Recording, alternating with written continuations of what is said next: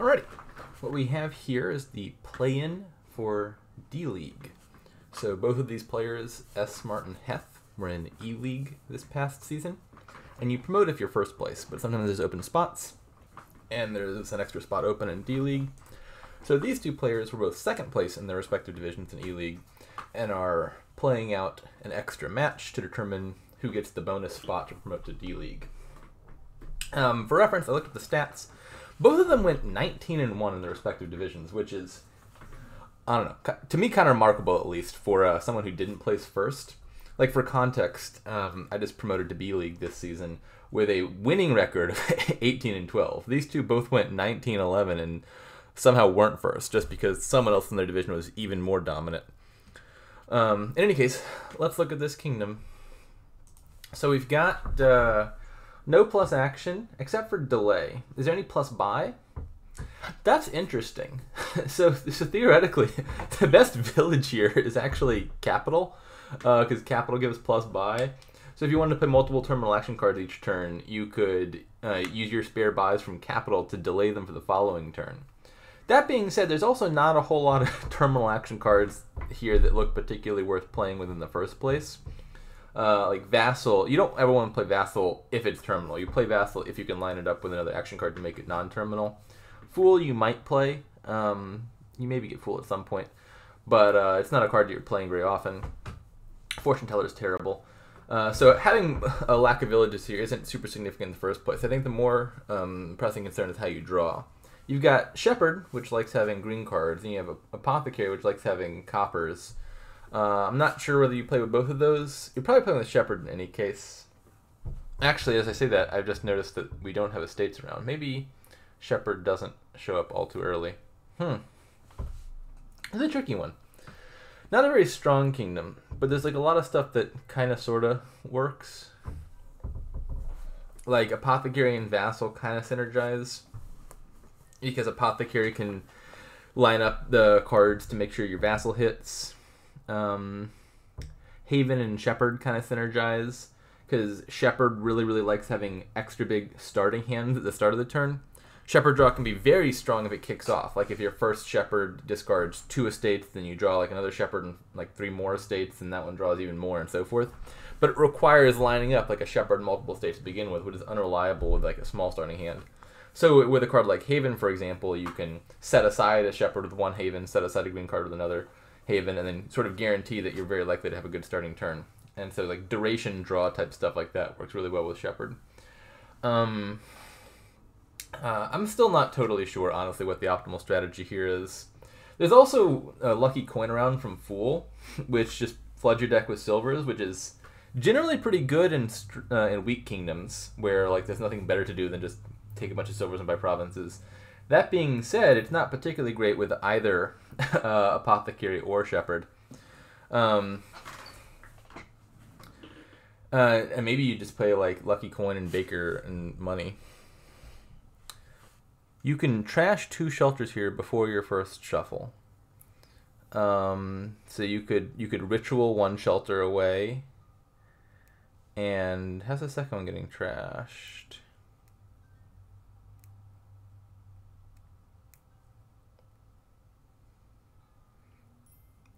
I'm missing it. How? Well, I mean, that's after the first shuffle. I'm not seeing it. How do you trash 2 shelters before the first shuffle? Oh, yeah, buying a state. That makes sense. So you buy an estate to trash the hovel, and then you buy a ritual to trash another thing. Obviously, neither of those is a good play at all. But yeah, that would technically trash 2 shelters before the first shuffle. In any case, let's look what they actually did. So Heth has gone with Potion and Fool. So looks like she's going for Apothecary. S. Smart took Potion and Silver, which also signifies Apothecary. I can't really say with any confidence whether these are good or bad plays, because I'm still myself very undecided what the best strategy here is. I think there's just like a lot of stuff that all looks kind of good. Apothecary looks fine. I think I like Apothecary Fool a little bit better than Apothecary Silver. Apothecary doesn't fit the sort of thing that you're looking to like flood your deck with silvers with. What boons did they get?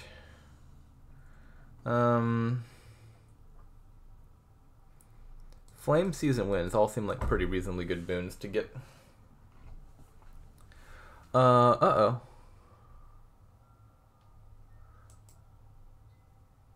So why did Heth trash Necropolis over Overgrown Estate? I guess it's hard to see without looking at it in real time. My guess is maybe they were at the end of the shuffle and didn't want to trigger a shuffle, so they chose to trash Necropolis instead. Obviously, in the abstract, you'd like the free draw that trashing Overgrown Estate gives you.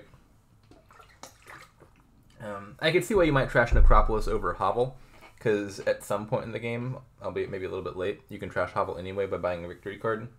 And, you know, I was saying a second ago, actions aren't super necessary here, so it's not like there's much benefit in keeping your Necropolis around. It's sort of functionally a junk card anyway.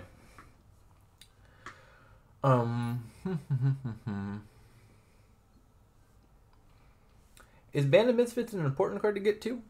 I don't know. Like, Band of Misfits seems totally fine. You're, I think, mostly playing it as Shepherd, I think, and then, like, Haven when it misses. I like the idea of having Band of Misfits, but I don't think, like, get to Band of Misfits is, like, the top priority or anything. Oh, actually, you are right. There's something I overlooked here. I think I'm coming around to the Silver Potion thing, or just, basically, I'm coming around to the not open Fool thing, on the grounds that you can use Band of Misfits to play Fool, and then never have to have a Fool in your deck. That's a good point. Yeah. Yeah, I like that idea. So perhaps skipping Fool is better. I mean, you don't get to play it as early, but you have the benefit of never having a Fool around, which is good.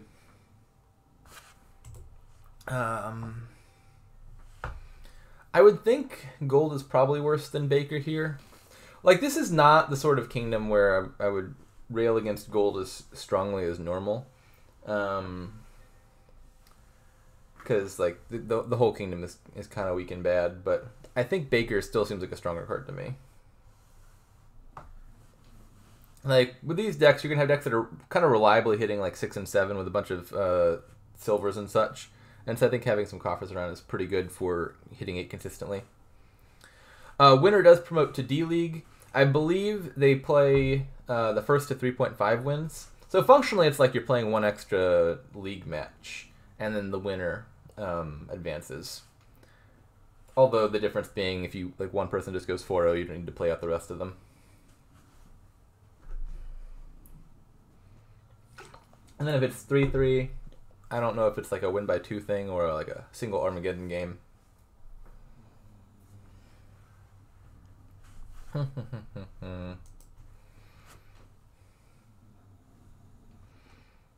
Alright, so we're even in provinces.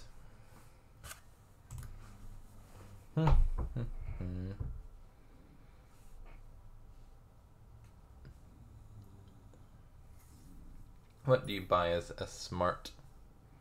The stakes are indeed high. Do you buy a copper? Maybe? I'm not sure whether a copper is good or bad in this deck with the apothecaries in it.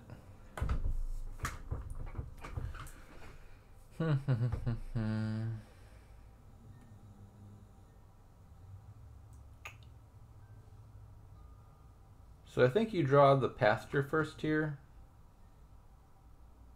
Yeah.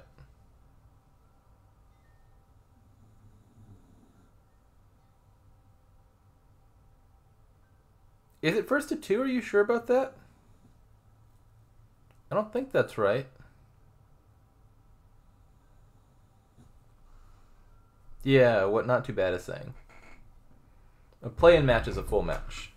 Tiebreaker is like you and your opponent were both tied in the same division. Like, if they both went 19 and 11 and were co-first place, then they would play a shorter tiebreaker match to advance. This is a separate event. This is, there's an extra spot open. These two both came in second. So, interesting. I like the idea of Trash Potion. I think that's outlived its utility. And Capital is, I think Capital might pay off. I feel like it's a game that, not it's a game. It's a card that gives you good, like, late game threats. like about the only way you have any chance of like double provincing or something like that. I'm not sure if it's optimal or not, but I can at least see the logic in it. That's a nice set of cards coming up. It looks like S-Smart's got the lead, though. Having 1 extra province and 2 extra coffers seems pretty decisive. This is 0-0. It's the first game. Yeah, I would expect S-Smart to just take the 3rd province here, yeah. Or 3rd to last province, that is. In general, I think taking the odd-numbered provinces just tends to be good. Like, when there's 3 provinces left, you often want to bring it down to 2, because being in the position of having 2 provinces left is just an awkward position. At least in these sort of weaker kingdoms, where you're buying provinces one at a time. If it were 4 provinces left, I might consider just buying duchy instead and saving the coffers.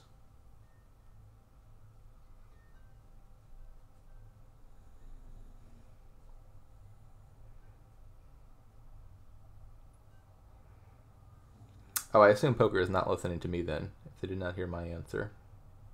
Sad. So you can't activate Will-O-Wisp here, which is a little bit of a shame. I like the idea of Band of Misfits as vassal here.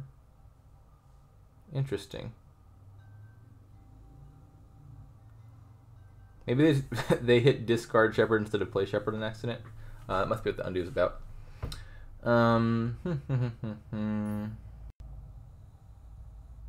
Yeah. Sure enough. The Will-O-Wisps are actually kind of looking awkwardly bad here, because there's not actually a whole lot of targets they can hit. Like, they can hit the coppers, but the Apothecary takes all the coppers out of the way to make them reliably miss. They can find your shelters.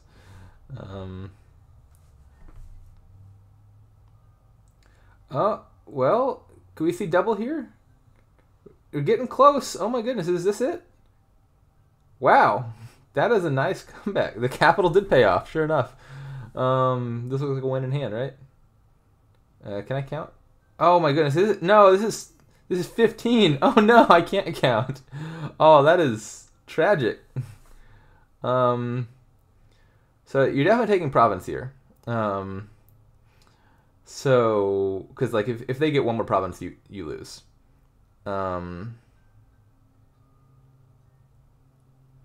I think poker's confusion is they're not listening to the commentary, and so I'm confused as to why everyone's responding to.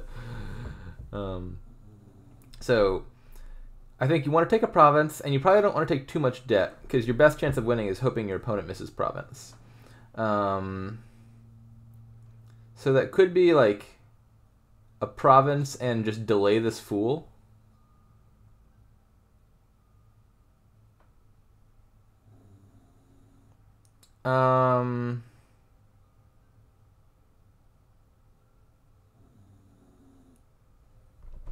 Okay, so they went with duchy and ritual. I think this is fine as well. I think this is. And let me think about this. No, I'm not convinced this is as good. Because if your opponent provinces, like if S-Smart did hit province there, I think you're dead in the water either way. Even if you manage to have like a big $16 turn, province duchy would still be losing there. So I think you have to play under the assumption your opponent fails to hit double province, or sorry, fails to hit single province. In which case you want the province pile to be at 1 so that you can nab the last province and win. Like in fact, if Heth had taken a province last turn, it looks like she'd have a win here. Now I'm not sure. The Band of Misfits does lead to you having a lot of interesting choices to make. Draw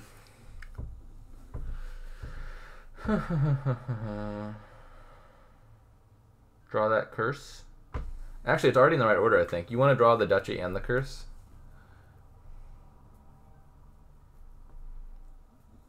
And then you'll have 5, 6, 12 in hand. What do you do with 12?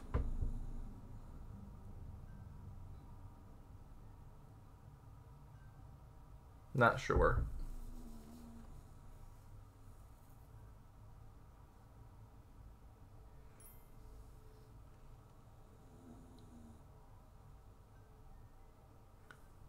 I don't agree with A. Libby there. I don't think it was obvious that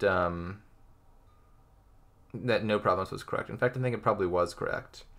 Obviously, you can't know that S Smart would be able to buy the last one, but I think if S Smart gets one more province, given the points lead, that would have meant they win anyway. And so I think you had to take the province and just hope that your win condition is them failing to hit province.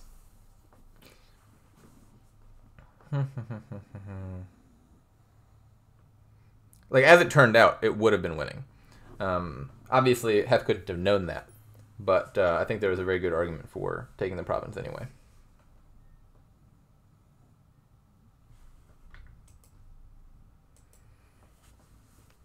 Yeah, I like the idea of discarding the duchy. Obviously, it's better than discarding Overgrown Estate, because if you get Flame's Gift, you can trash Overgrown Estate to draw.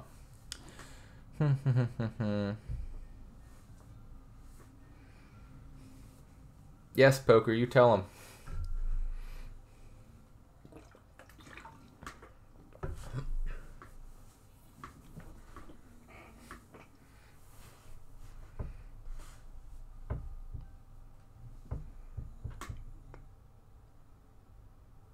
Maybe neither of them is listening in, but I think I'm on Poker's side of this interaction.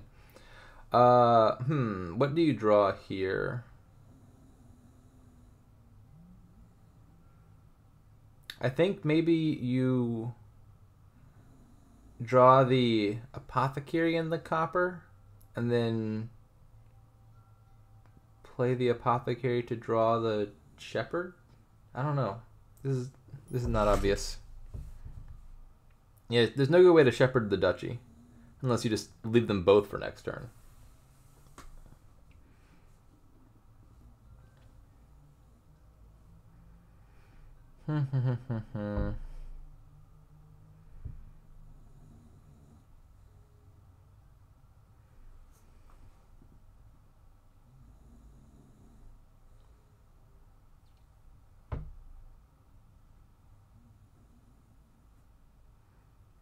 I honestly don't know whether or not playing the Apothecary was right or wrong.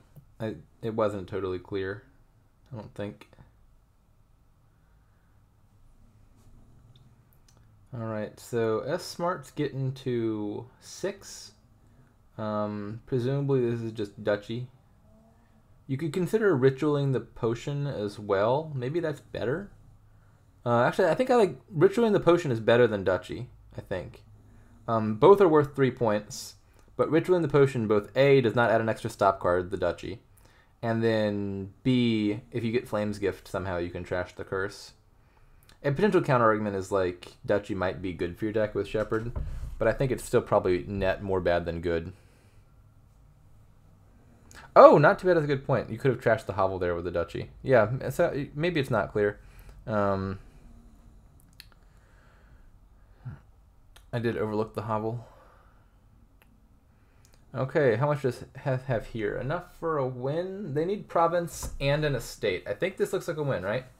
Yeah, this is a win in hand. Province, estate wins.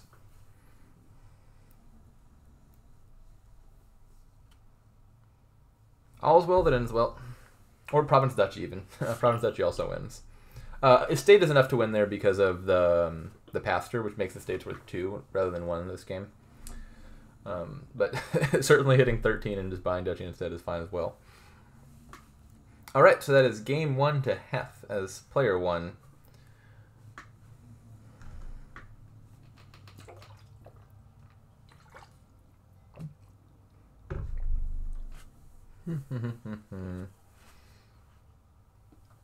Yeah, the capital did seem to do good work there.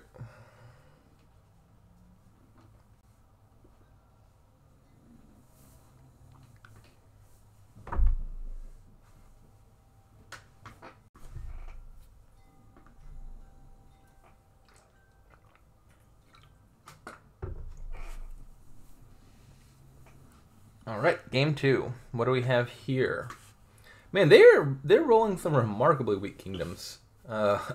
We've not seen a good source of plus action in 2 games. Last game, the best source of plus action was delay plus capital. This game is just crossroads. This is Is this a Gardens Rush? I see like a lot of sources of easy plus buy. Maybe we just play like Gardens here with just an assortment of other stuff. Messengers and ducats and whatnot. I don't know. This is another weak kingdom where I don't have super strong intuitions. I mean, so if you're not doing that, I mean, you could just try to get a lot of the caravans and markets and play a halfway passable deck.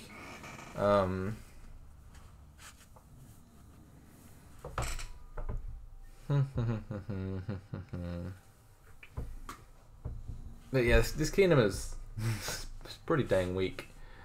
So how do you open here? I guess opening Skulk is fine if you're doing the Gardens thing. I think Harbinger is likely to not be a bad card here in general. I don't know if you open with it, though. Harbinger is good in terrible decks that are full of junk, where you're likely to have a big fat discard pile most of the time to choose like the optimal card out of. Like if you have like a 40 card deck with one artisan in it, that's the context where Harbinger is a lovely card to have, because you get to play that artisan 2 or 3 times per shuffle, keep grabbing out of the discard instead of once per shuffle. In general, Harbinger is a big card, but this might be a place where it's reasonably good. I think something like Skulk Silver is probably better though. Yeah, we got Skulk Silver from S Smart and Market Crossroads from heth. Market Crossroads also seems totally fine.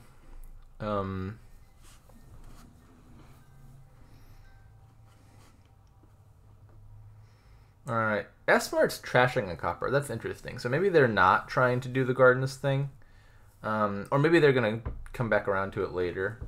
It's possible maybe that you just trash the copper in the short term anyway and buy it back in the future. I'm not totally sure. I don't like games like this. They're hard to say much about. There's no big grand strategy or like a whole lot to do. You're clicking on some series of cards 1 or 2 at a time per turn.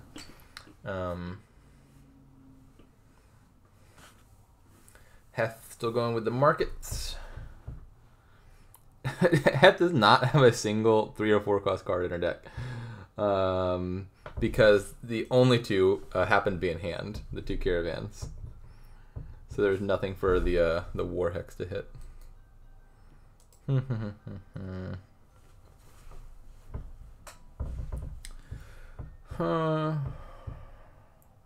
Just more markets.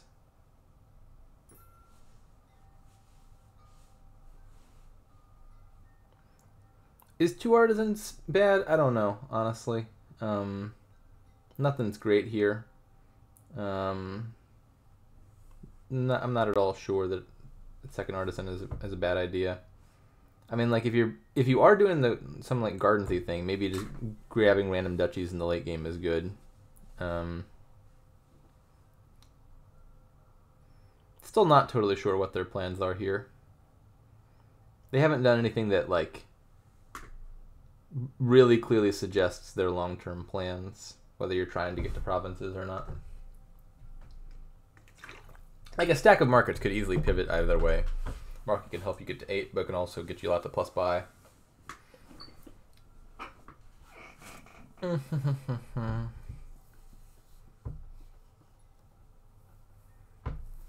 mean, I don't know how much the Gardens thing I would call a rush per se. Like, it's not easy to empty just like 3 piles super fast. You nonetheless might just take a ton of cards that give you plus buy and take the Gardens, and you could easily get the Gardens to end up being worth more than provinces by the end of the game, I think.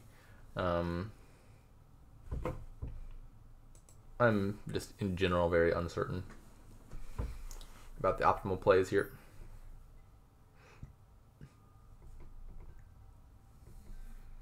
I don't know if your deck is strong enough to consistently hit 5 if you're trying to do a fast Gardens rush. Or you're just guessing how this game is going to end. Because I think Caravan Market and Gardens piling up could be a way this game ends. Does not seem unreasonable. That's a suggestion for like a rush. I don't think that really constitutes a very fast rush. Yeah, I think the game could end on those 3 things.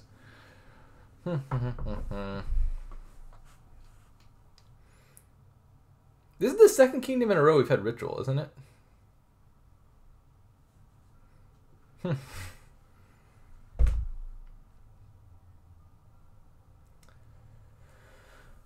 I like that play. So Messenger deals out 2 cards, one to you and one to your opponent. But it deals out the one to you first. So if there's 1 card left in a pile, like Caravan, you can Messenger for Caravan, and then you get the Caravan and they don't. So it's basically just like taking a free Messenger. Now, of course, that is mitigated by the fact that Messenger is a pretty weak card to begin with, so it's not like a huge win, like, aha, I got a free Messenger. But it's funny that you're basically pump faking your opponent. It's like, here's a Caravan, psych.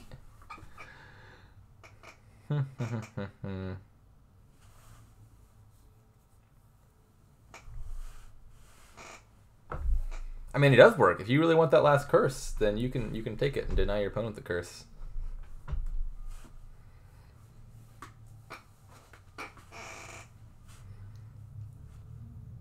I find that I Messenger for a curse like relatively often. It's very difficult, I think, to make smart decisions about what to give out. Like, obviously, this was an exception. Like, with 1 Caravan left, it's very easy to be like, I'll take a free Caravan and you don't get any. But in general, I think trying to choose what card to give out when you buy Messenger is not obvious. Because you have to evaluate, like, not what card is, like, good or bad for your deck, but, like, what card is, like, most good or bad for your deck relative to your opponent's. And often the cards that are best for your deck help your opponent equally much. And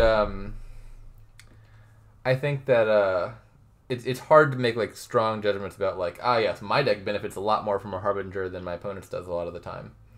And so often I think just like one of the easy calls to make is something like, my deck is thinner and a little bit more trashed, so if we both get cursed right now, my deck's a little bit more capable of dealing with that than my opponent's is. And so I think that curse, by virtue of just being a bad card, often ends up working well. Like if your deck is just better able to handle bad cards, then I don't know. I think curse often ends up being a decent thing to choose with Messenger. Alright, so we got Envious, which I was about to say that hurts a lot, but it is S Smart who has the golden hand.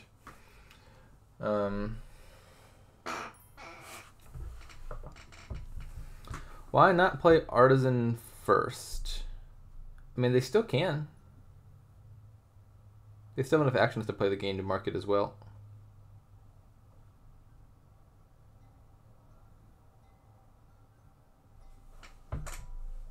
Yeah, I think now does seem like a good time for Gardens. I agree with that. Not that they're listening to me. I think we've established that poker is not listening into the audio. Gold. Well, I have strong opinions on that. Not positive ones.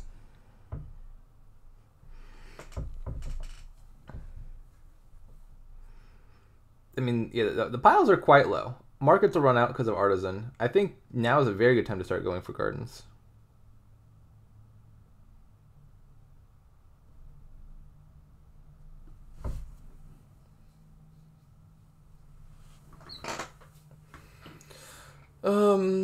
So S Smart is at 27 cards, it looks like. Heth has how many? 11. Stop playing so fast. I want to count. 10, 11, 12, 13, 14, 15, 16, 17, 18, 19, 20, 21, 22, 26, 27 now.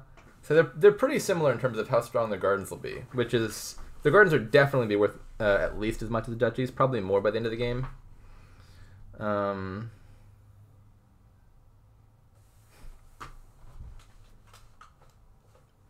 This could be like Gardens silver and then some coppers maybe. I don't know.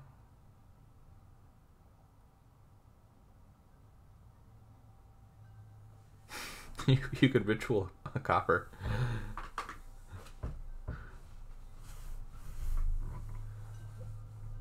I think I want a Gardens here. Gardens Ducat sounds fine. I don't think I'd trash the copper.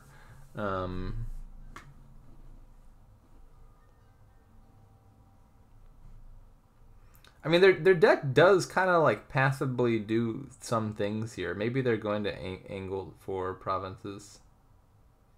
Interesting. So it was Gardens Ducat, but has decided to trash the copper. I can kind of see it. So like you were at the very bottom of a shuffle, so whatever you bought there was going to go right back into that shuffle. Maybe the idea is just have one more good turn to hopefully get a bunch of gardens, and then is the time to like flood your deck with junk and whatnot. I don't think that's necessarily a bad idea.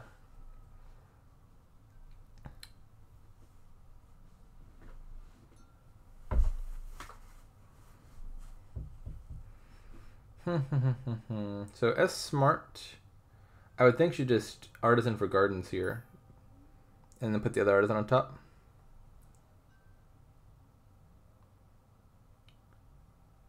If you do 2 gardens, can your opponent do 5? I think not. I don't think the decks are that strong.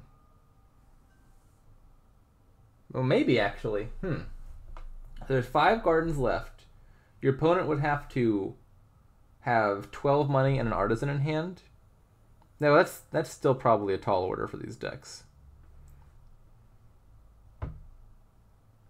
Yeah, the Duchy play would make sense, I think, if gardens were slightly lower and you were worried about your opponent piling out gardens. But I don't think Heth can reasonably do 5 gardens, and if she can, that's probably just a 1 game anyway, even if it doesn't pile. So I think I would have taken the extra gardens there.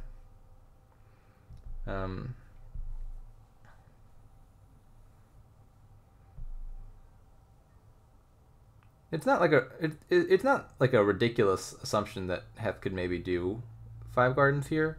I just think like if that turn happens, you've probably already lost.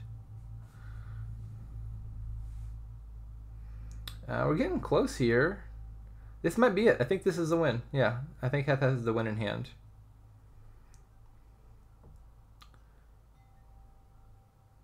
So you Artisan for 2 gardens, and then you messenger out 2 gardens, and then you buy 2 gardens.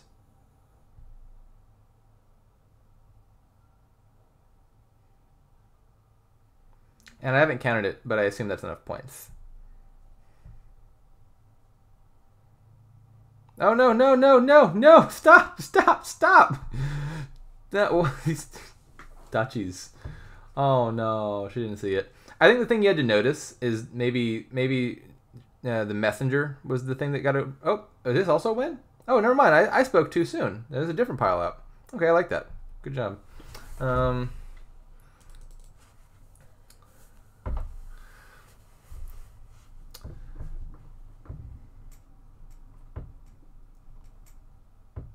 All right, 2-0 for Heth.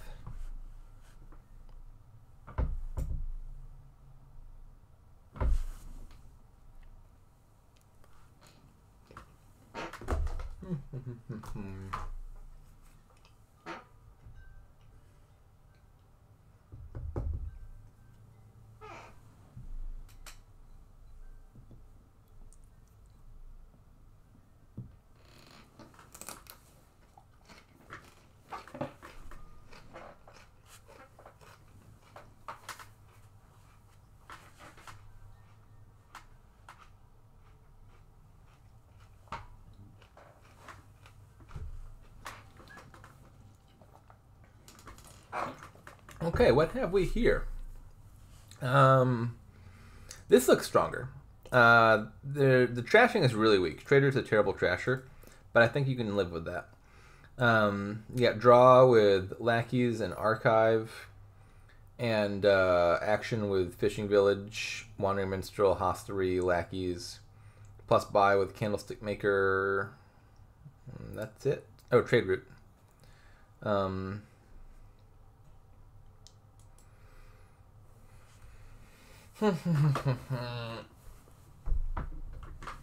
So, how do you open? On 4-3, the first thing that jumps out to me might just be scouting party lackeys. I'm not sure if that's good or not, but it seems like it might be. You can discard 2 estates and a copper, and then have a shuffle that's got 2 coppers on top and the lackeys in there. Maybe even hit 5 turn 2. I think it plausibly makes sense. Alternatively, plus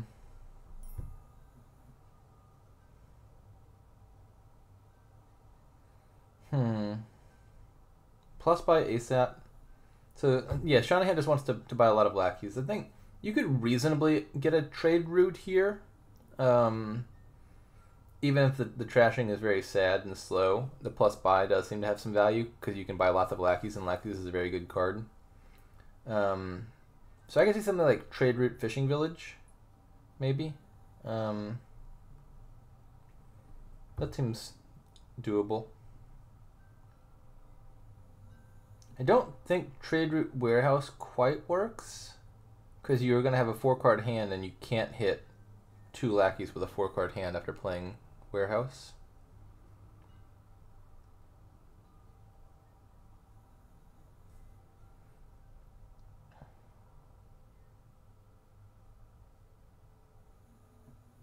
Lackeys SP. Oh, Lackey Scouting Party. Well, presumably not in that order. And you don't know if you're going to hit 3 next turn if you've done that opening. So maybe you hit like 5 or something and buy something different.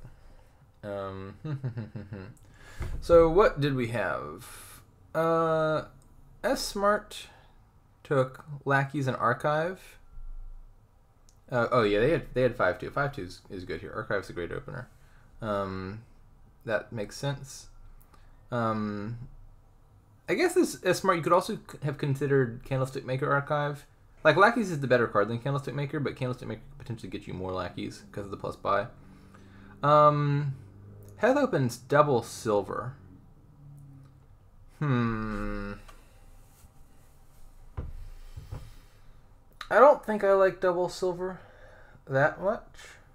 I mean, like, getting archives is fine. Getting lots of horses is fine. Like, here, this can be Hoth 3 for 3 horses. But, I don't know. It doesn't inspire me. Double silver is like the opening that says, all the things that cost less than 5 suck, and the things that cost 5 are really important. And sometimes that's true. But, I don't think it's that true here. Like, Archive is a good card and all. I can see the logic to it, but there's also good cards that it costs less than 5 here. Plenty of them. S Smart took an Explorer. Maybe the idea is to gain a bunch of changelings off of it. Unfortunately, the changelings won't gain to hand, even if the silvers from Explorer gain to hand. If the Explorer could gain changelings to hand, that would actually be a really good card.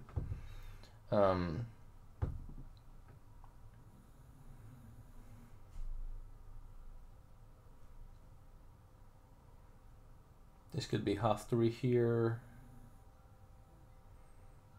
Yeah, it seems fine.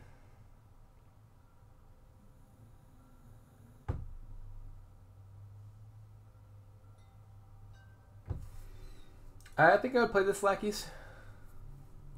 Yeah. Yeah, this is a good turn. You're going to get probably 2 more archives off of this changelings, I would assume.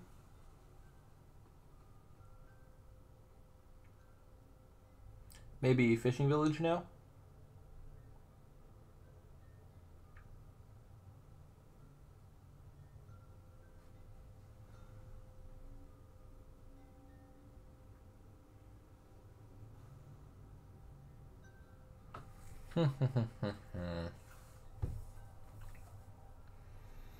I would think the 2 cards that are probably being debated here would be like Lackeys and Fishing Village, and I think either of those is fine. Yeah, I like the Fishing Village. That was my first intuition. And 2 archives is nice. These changelings are a little bit sadder. The archive is no longer in play. I think you might just not play them at all. In fact, you probably don't.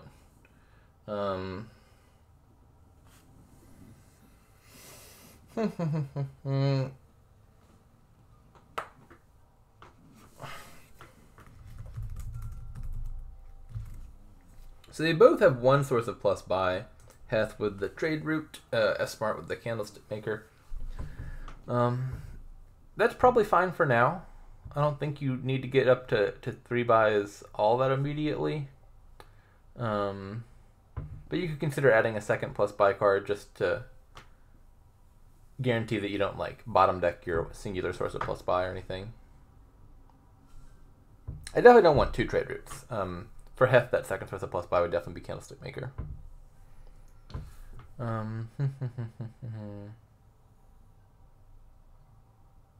I don't understand Scouting Party there, I don't think. Nor do I understand Warehouse particularly much. I would have thought that was just more archives. Oh, that's a nice card to draw.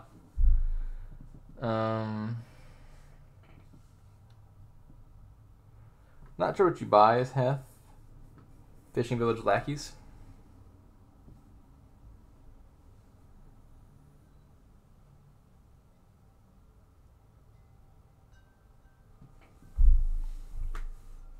Explorer. It's okay. I feel like it's a little bit early for Explorer. Like, I don't think the deck is fully under control yet. I want more draw. Lackey seems like the cheapest draw.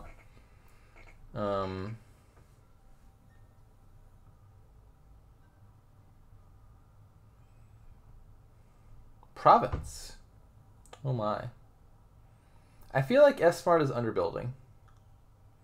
Like, S-Smart is playing almost like money-esque in a kingdom with plenty of actions and draw. I don't think I like that. Pick up Explorer here. And then, what are you buying? I'm not sure.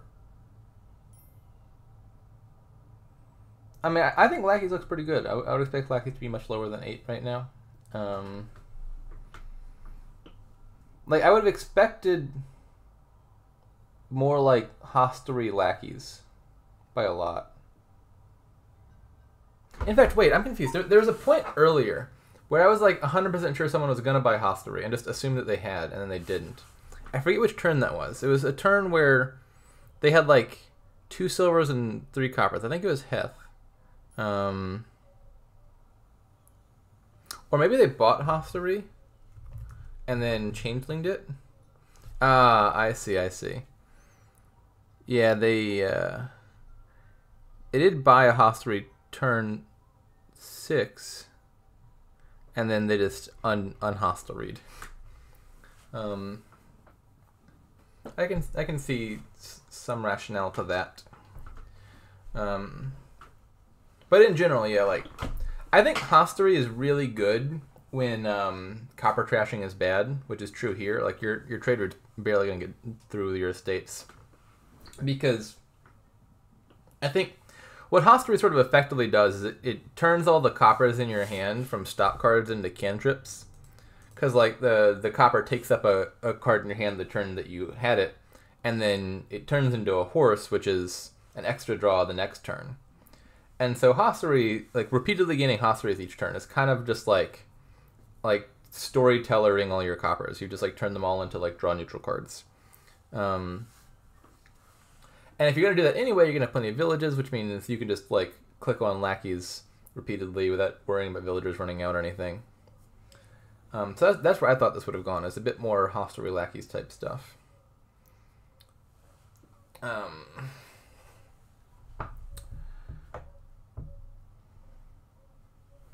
And then what did heth get off of those changelings? Let me see. An archive and an explorer. I would have thought just take the last 2 archives.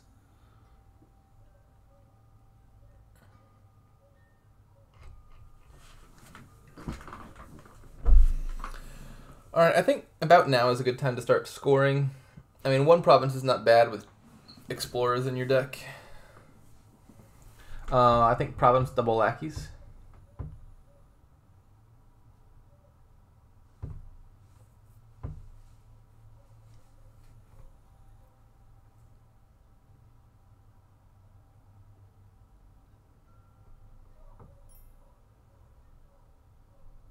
Do you not? I think you do.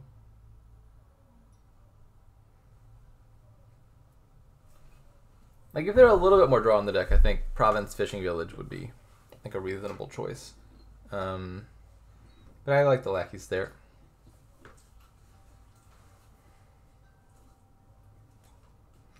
Especially, like, this late in the game, even if the Lackeys are, like, causing you to be over-terminaled, that might not even be an issue before the game ends. Like, if you only have 2 more turns, then the Lackeys are basically just, like, $2 labs.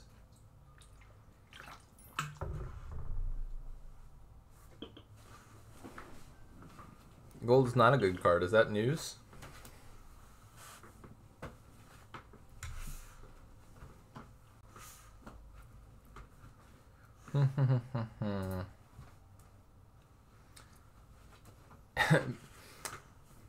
Miskin, I want you to look at this deck. This deck that did not need more draw and has 8 cards left undrawn. And that's with 2 extra lackeys.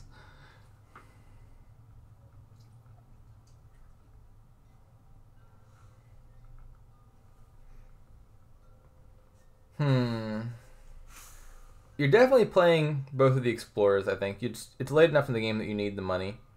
Maybe you... I'm not sure whether you value trashing a copper more than conserving a villager. I have to think about this trade route play.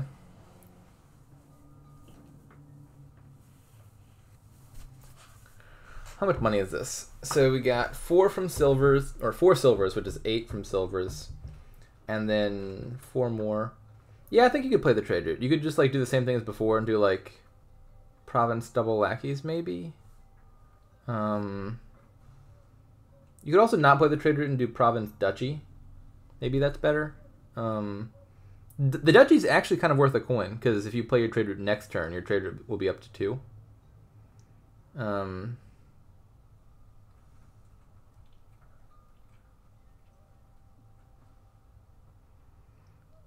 You could still do province duchy here, and also have trashed the copper. I'm not sure. This definitely involves buying a province. You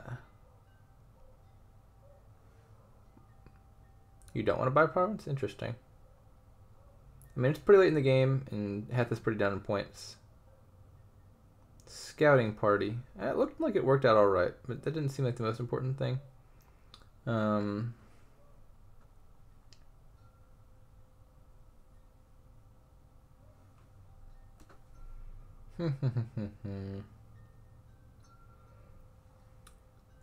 So S-Smart is running really low on villagers and really wants to find their plus buy card here. Why? Oh, never mind. I was gonna say, why did they keep a green card around? But that makes total sense with the Explorer. Okay, so they're just gonna single province. I think S-Smart looks to be ahead. Like, even if heth doubles here, that's not winning. And with 3 coffers, it's pretty hard to fail to hit provinces from S-Smart's position. I'm not sure why that is.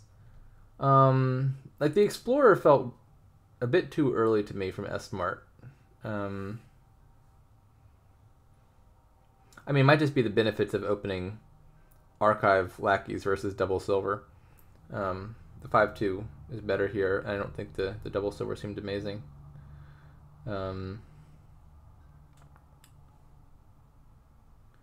Not totally sure what the cause is exactly. Yeah, this is a bad spot, I think, for heth. I guess you just take 2 duchies.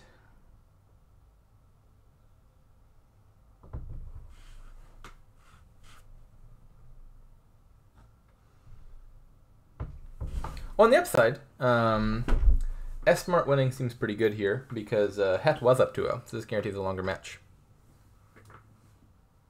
Turn 6. What was heth's turn 6? Let me take a look.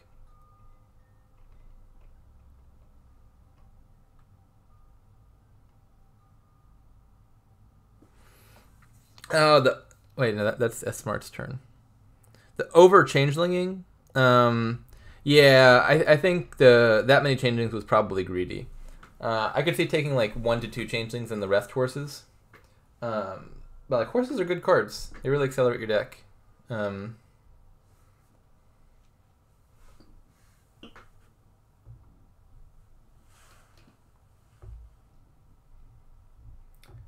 now I think this is just lost.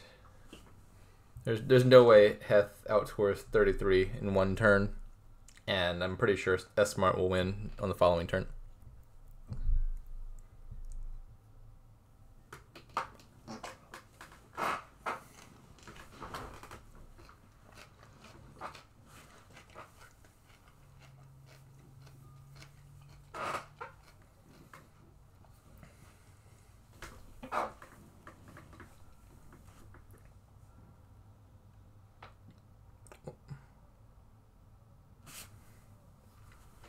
All right. Yeah, this looks like a win for S-Smart. They have it in hand already, but they are going to play on anyway. Now they really have it in hand.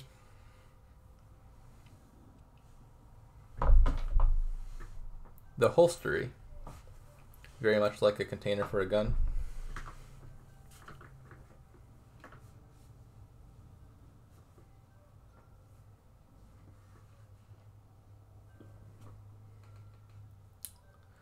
All right, so 2-1 in Heth's favor. Going into game 4.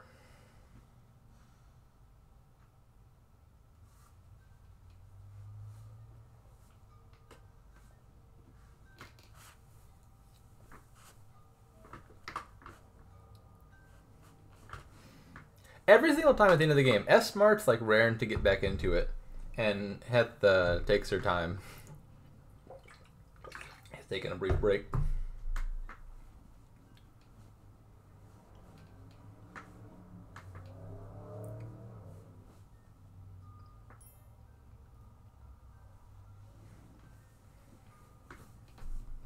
Yeah, I think that checks out. That's what upholster means, right?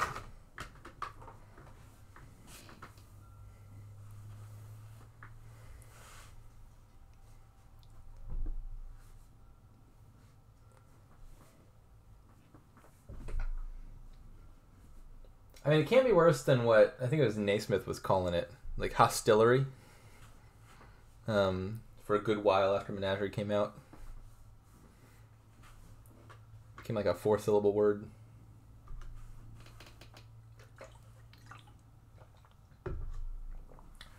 All right, what have we here? Magpie Way of the Horse is the first thing that jumps out at me.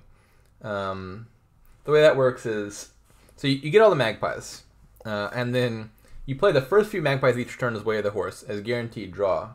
And then the rest of your magpies will then redraw the magpies that you just sent back to the pile. So like 8 magpies, for example, ends up being like 3 to 4 labs, which is pretty nice. We've got action is Plaza or Herald, trashing is Remake, gains is Haggler. There's no plus buy though. So I think, oh, never mind. There's a plus buy. Why didn't I see? Oh, this is weird. This is interesting.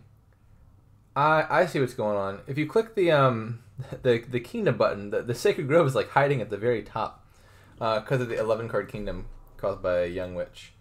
There is plus buy in the form of a Sacred Grove. It's hard to spot from the Kingdom view. So I was gonna suggest if Sacred Grove weren't here, like you can build to a deck that single provinces, but then with Remake and lots of 4s, you'd easily get multiple duchies per turn. With Sacred Grove, I think you can easily build to like double here or more. How does one open? Magpie and Remake are both very strong openers. Looks like they both choose with the Magpie over the Remake. I think that's pretty reasonable. Magpie is stronger here than usual because of Way of the Horse, and you can open with the Trasher anyway in the form of a Lookout. So I don't know if Magpie Lookout is the best opening or not, but it definitely seems like it's a plausible contender. I would think second 4 is probably Remake. I mean, maybe it could just be more Magpies, I'm not sure. Winning the split on Magpie heavily does seem like it'd be a good thing here. Yeah, so the thing Putch is describing is what I was saying at the beginning, is like, you would like to have a lot of magpies here, because if the first magpie return gets horsed, it goes back to the supply, and the second magpie can regain it.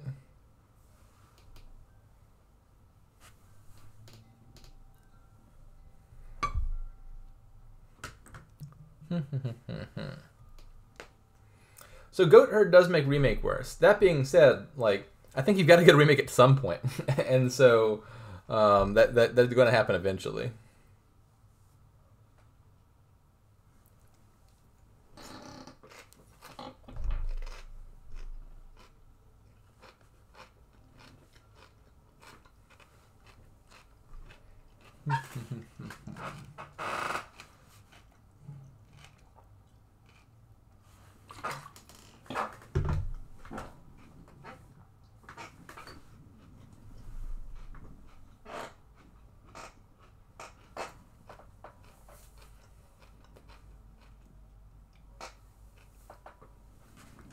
Let's see what's going on. So we still don't have any remakes touched. Heth takes a second Magpie. S-Smart does as well. I don't like the Herald so much so early. I feel like the Herald's unlikely to hit. I would think Magpie and remakes are the only two cards I really want to click on 4 in the early game. I'm not sure if this many Magpies is better than having remake, but it might be. The Herald does end up paying off actually rather well, but I still think it was an unnecessary risk to take. Like, Magpie is just better Herald. At least early in the game. Like, with Magpie still in the pile, Magpie's worst case scenario is it's a lab, because it drew you a copper. And its best case scenario is it gained you another Magpie. Herald's best case scenario is it's a lab, in this case, because you don't need the action. And its worst case scenario is it's doing nothing. And so I would think that that ratio of cost and benefits clearly favors Magpie over Herald at the moment.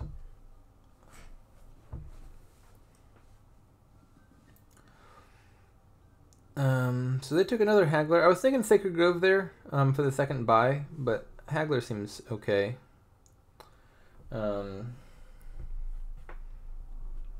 Like, 1 Haggler and 1 Grove gains you 4 things. 2 Hagglers gains you 3 things. The 2 Hagglers, I guess, is more guaranteed to hit the number you want. Like, Haggler plus Grove might not work out so well if you don't hit at least, like, 8.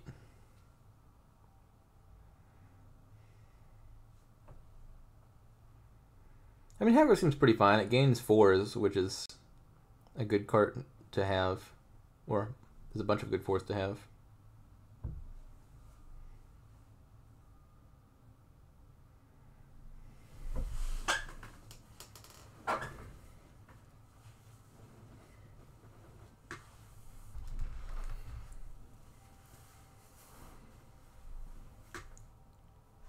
I mean, you can also buy the 4s and take 3s. Like, if you don't want more Hagglers and Groves, you could just buy additional Heralds and take Goat Herds or Faithful Hounds off of it. Worst case scenario for Faithful Hound is it's a horse, which would not be a bad card to have.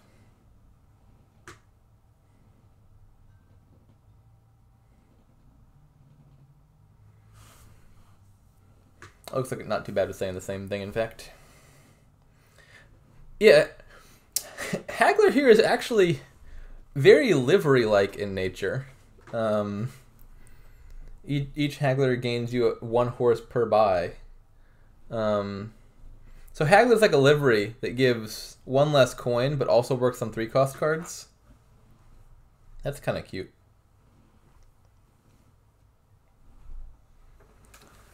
So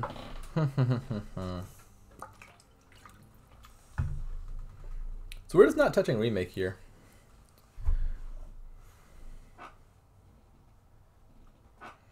I would think it's about time for Heth to get into the Haggler stuff.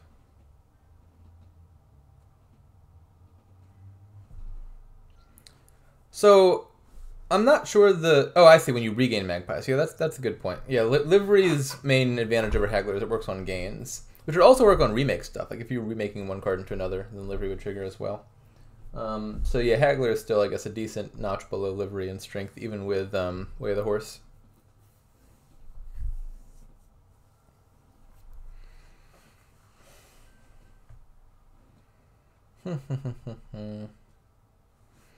Alright, piles are getting pretty low.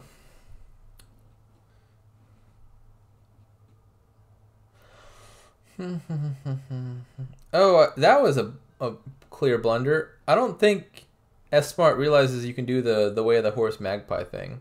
There is definitely no reason to play the Magpie normally. When you have other Magpies in hand, you're basically guaranteed to get that Magpie back. I was thinking that the repetitive, like, Magpies at the beginning suggested they saw the horse interaction and realized Magpies were, like, extra valuable. But apparently not. So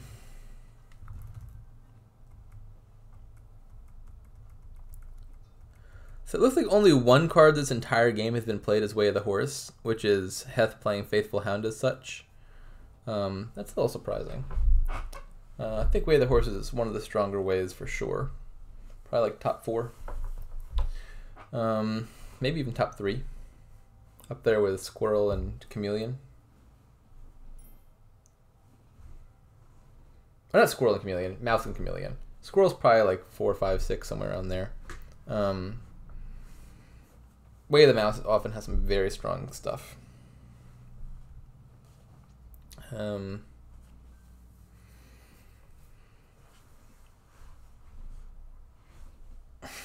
Way of the Mouse Vassal's strength is just like breaking the game by creating a million weird edge cases. Like the answer to like, can you do insert absolutely absurd thing on your opponent's turn is always, it always starts with, oh well, if you assume that the Way of the Mouse target is Vassal, and then you play like Sacred Hound, Sheepdog, combined 2 cards that were neither of which is the correct card. If you play Sheepdog as Way of the Mouse as Vassal, then you can play all sorts of crazy stuff on your opponent's turn.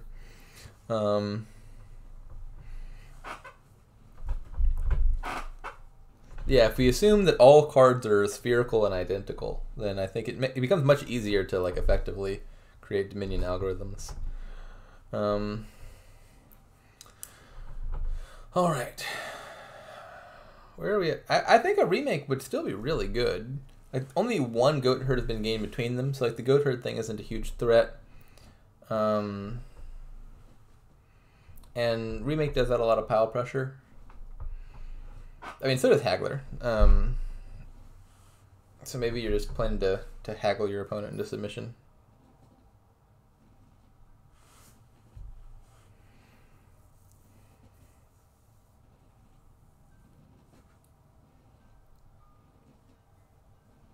Yeah, Shanahan's point is a valid one. Like, if you're afraid of remake because of the Herald thing, Way of the Horse, and Ways in general just really mitigate that threat. Yeah, turning, like, Magpies and Heralds into Hagglers seems wonderful. Alright, so 2 Hagglers in play. Is this a pile out? I think not yet. They can at most gain 6 cards. Could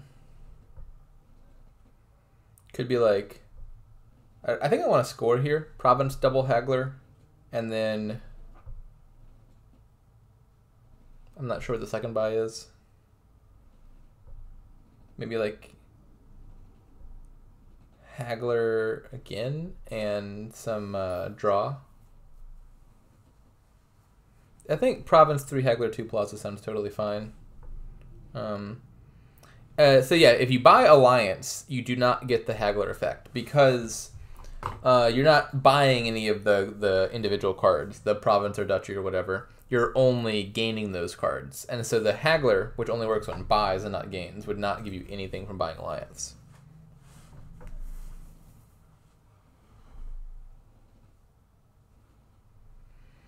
Yeah, I think gaining 3 Hagglers here is a very serious... Maybe you even just say... You could just do like Province Duchy, and then 2 Hagglers and 2 Plazas or 2 Faithful Hounds or whatever. And that's still a major pile-out threat. And you have a safe amount of points.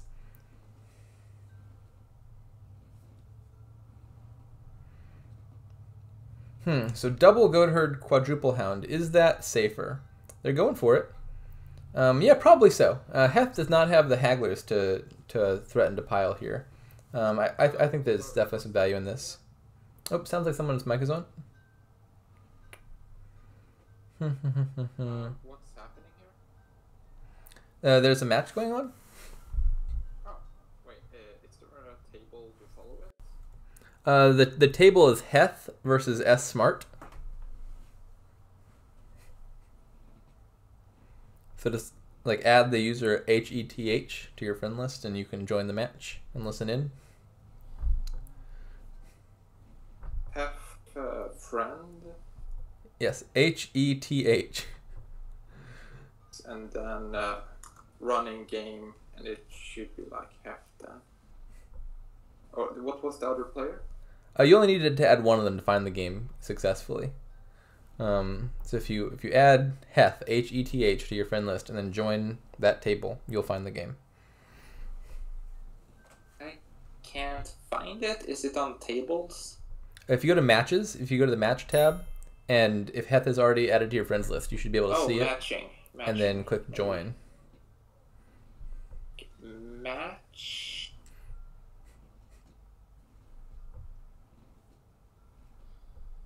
Ugh.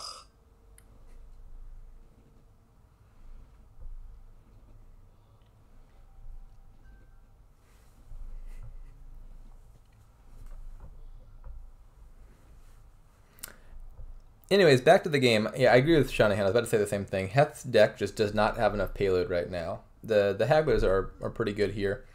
And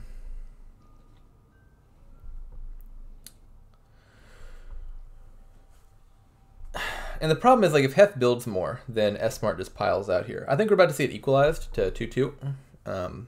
It seems very unlikely that S-Smart loses this one.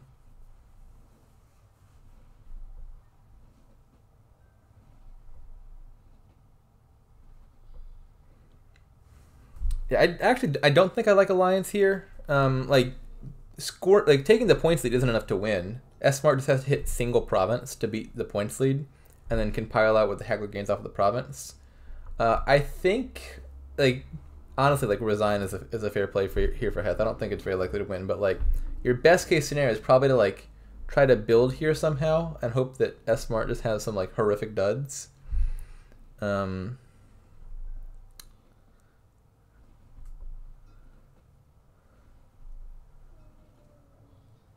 I'm not even sure what that looks like. Like, is double Haggler even threatening to pile here for Heth? I'm not sure it is. You could do, like, remakes. Maybe, like a Haggler and a remake, and then remake 2 4 costs into more Hagglers, and maybe that somehow piles next turn. I don't even know. It all looks kind of bad, I think.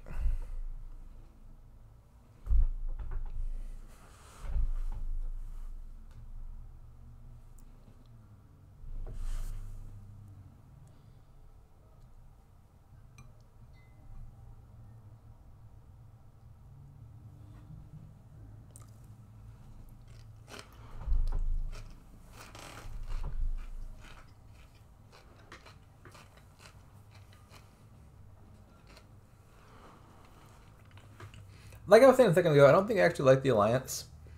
Like, the problem here is, like what happens now? If S-Smart duds, I don't think Heth's deck can pile out. And if S-Smart doesn't dud, they're eventually going to have a turn where they do the things and then win.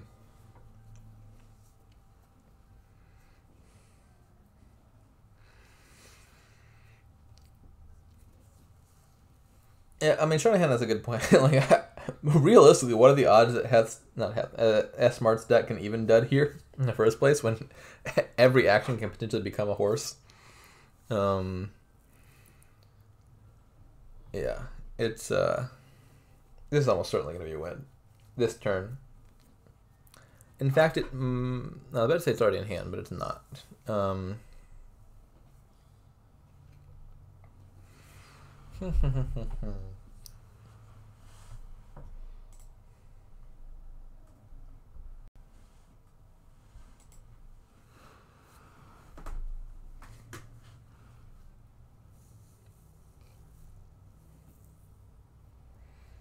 S-Smart has been very conservative about horsing the Magpies. I think more than needed.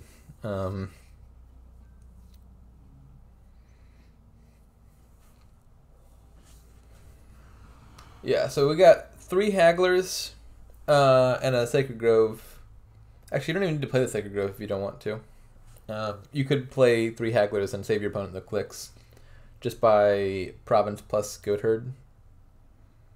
Wait, that's not enough. You do need to play the Sacred Grove. I was thinking the Hounds were lower than they are, but they got Way of the Horsed.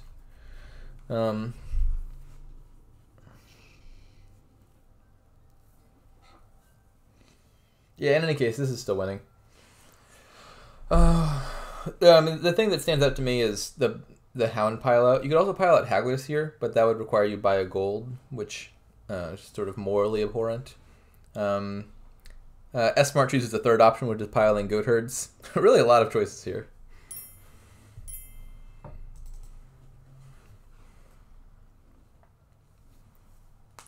Two all. Competitive match.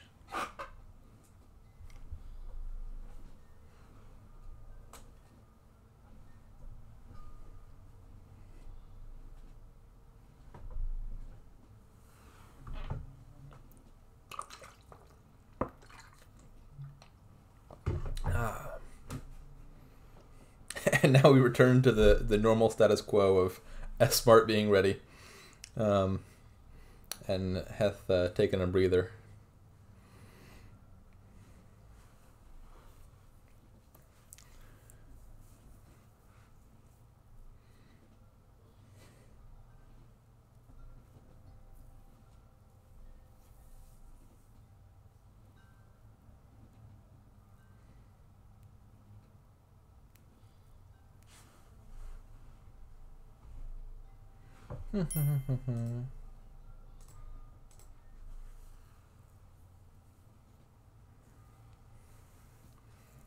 I mean, that does give them a marginal advantage if they look at the kingdom for a minute longer than you do, I guess. Oh goodness, this looks fun. This is a nice kingdom. We got Storyteller with Scepter. So a lot of stuff going on here. The trashing looks like just Sanctuary is the only way to get thin. And then draw could be Diplomat, Cursed Village, Tragic Hero, Storyteller. Plenty of plus action with Farming Village, Border Village, Exploration, plus buy, Tragic Hero, Skulk, etc. A lot of stuff going on here. Uh-oh. No, don't resign this. No, don't. How could you look at that kingdom and no, please just re-roll it, but from opposite sides, pretty please. No. Oh, if this ends up being a bad kingdom, I'm gonna be so sad. No, no. Oh, look at this. This is so much worse. So much worse. Oh. Oh. Well, that's the beauty of that kingdom, is you would have never had to buy a gold. It was definitely a kingdom where you don't touch gold at all. Oh, I am depressed. We're in yet another no village kingdom. It does seem like Heth thrives on the weak boards, and then S-Smart on the strong ones. Because the first two kingdoms were like the weaker kingdoms, and Heth played those better. And then the second two were stronger, and S-Smart won those. So what are we doing here? Hunting Party looks like an important card. You'll probably get a Lighthouse because Soothsayer exists. Bargain and Summon are kind of funny. You can get your 4s for 5 and your 5s for 4.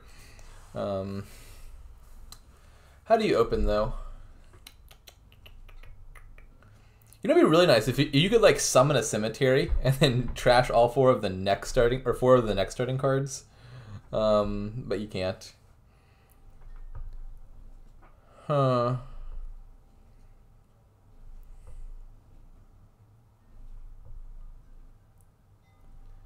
So S-Smart bargains for Hunting Party. That is reasonable. I think Devil's Workshop might be an interesting opening card. It can gain you cemeteries, which gets you pretty trash pretty fast. Like you buy a Lighthouse and you... Nah, it only trashes 1 card, doesn't it?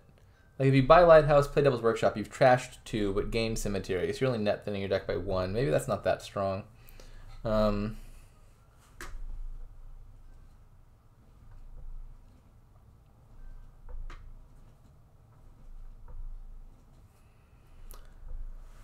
Advisor's okay. I'm really thinking about activating Lamp early. Seems like the important thing to do here. I'm not sure the fastest route to that. Why couldn't I would so much rather be talking about the Storyteller Scepter stuff that we missed out on. Oh, this is really taking the wind out of my sails. Having this kingdom instead of the kingdom that could have been. Heth is actually likely to get a really good cemetery off here as long as she hits 4. Which I guess is not guaranteed, but seems pretty likely. I mean, there is a non-zero chance they re-roll that exact kingdom for game 6. I don't know what the odds of that are. Probably infinitesimal. Oh, look at this. Yeah, trash 2 estates, I think. No, oh, never mind. We're not doing that. I thought we were cemeterying to trash all the estates.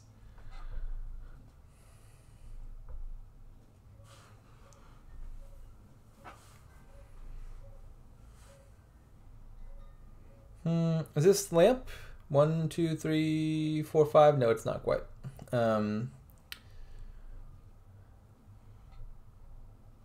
This could also be a cemetery. Not sure.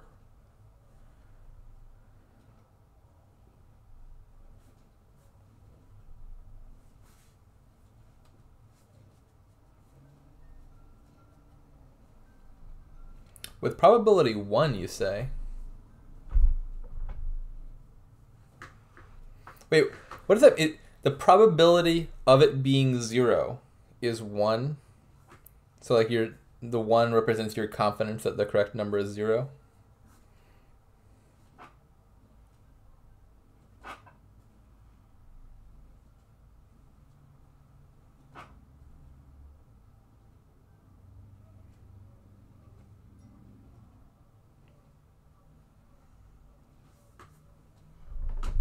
I'm not sure what the complications are that I'm overlooking here, but surely it's not 0. Like why would you be incapable of rerolling the same kingdom? It's probably just like, I don't know, 10 to the negative, I don't know however many, big number. Some incredibly small non-zero number. Like how many total Dominion kingdoms are there? It's probably some number that's like bigger than the number of atoms in the universe or something. But it's not infinite. The answer is not 0.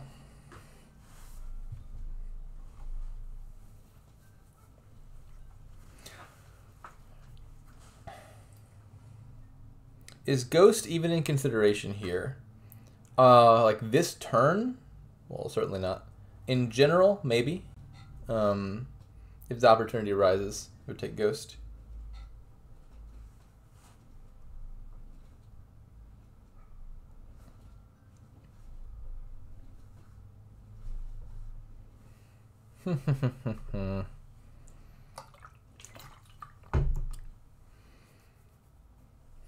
What do you do here?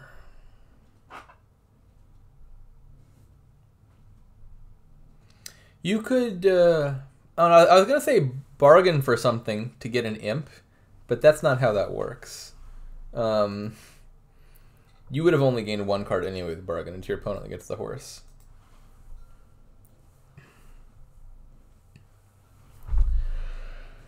Huh. I'm not totally sure what you do here, Heth.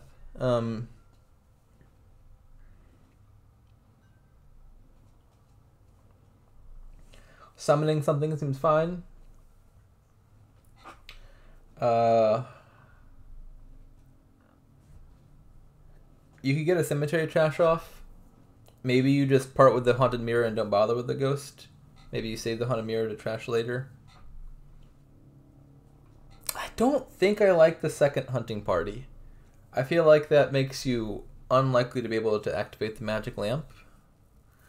I mean, hunting party is a great card. Certainly in the very near future, you're going to want lots of hunting parties. But I would think that something like Summon Advisor makes you more likely to get the lamp activation off, and then you can take hunting parties to your heart's content. That was a good trash, indeed.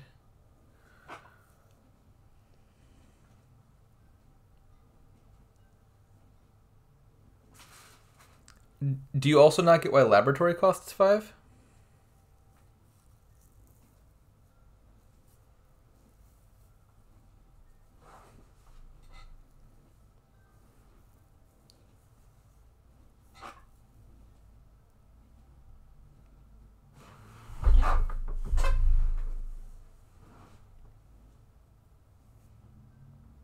I'm not sure what you mean by net draw 2 cards. I mean, Hunting Party does just draw one card on net. But it does it really well. Hunting Party is like a more reliable laboratory.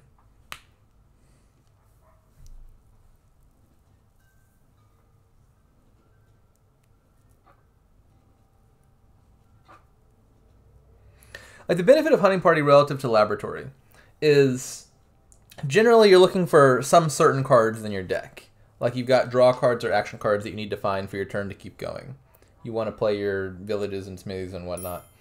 And if you already have the villages and smithies in hand, well, then you're golden. Your deck is not going to dud.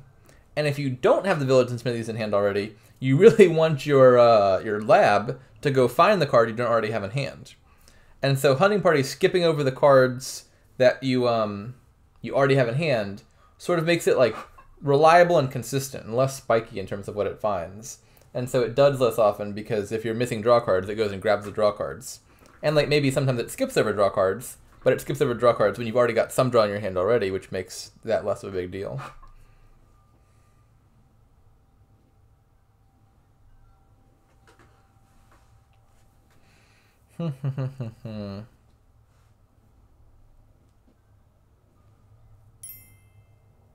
Yes, Hunting Party is better than Laboratory. Now, the thing many people will tell you, and they'll be horribly mistaken about, is people will tell you Stables is better than Lab 2, and that is a goddamn lie. Stables is clearly the worst of those three, and I will not hear arguments to the contrary. But it is a widely believed opinion that Stables is better than Lab. Stables is like fine; it's a fine card, but it's like Lab minus the reliability.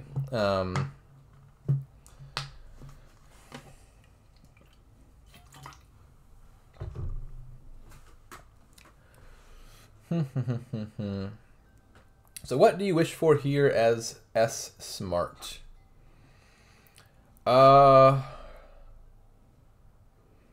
I'm kind of seriously considering wishing for like a plus buy card, like Farmer's Market. Like, you could also save one of these wishes and take the Haunted Mirror with it.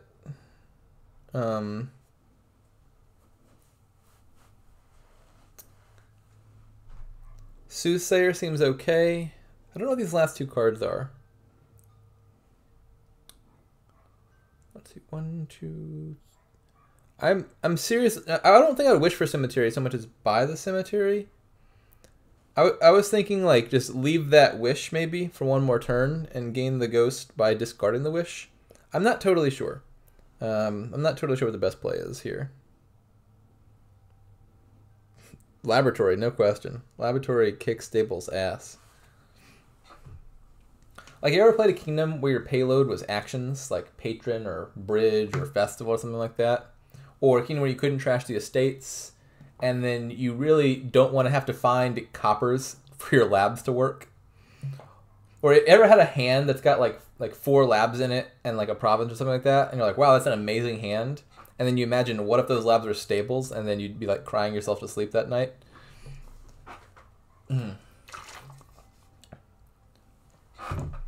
Stables is best as a sidekick. Like 1 or 2 Stables in your deck is good for consistency because it can discard the treasures and draw you like lots of cards. But Stables' primary draw is just like so sad.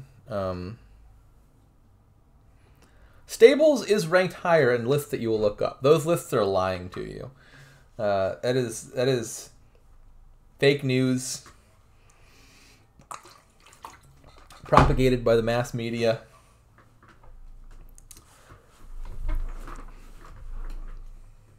All the time. That happens literally all the time.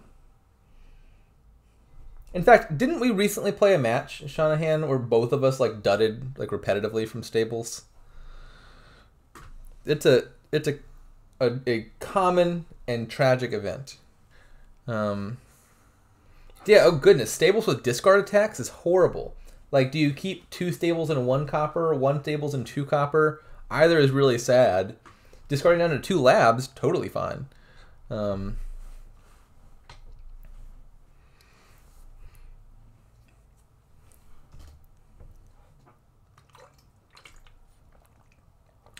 we probably have. It happens all the time with Stables.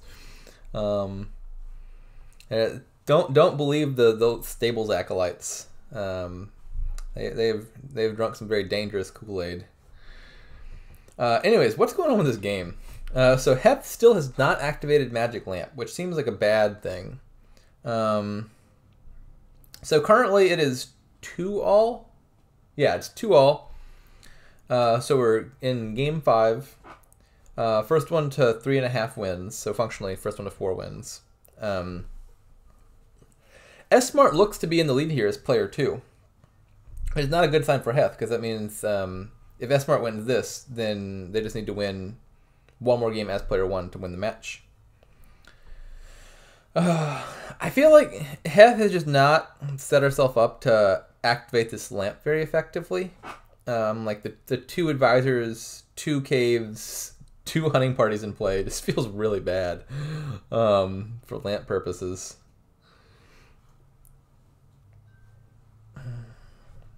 Cemetery seems like a reasonable buy there. I think heth can activate this turn. I think.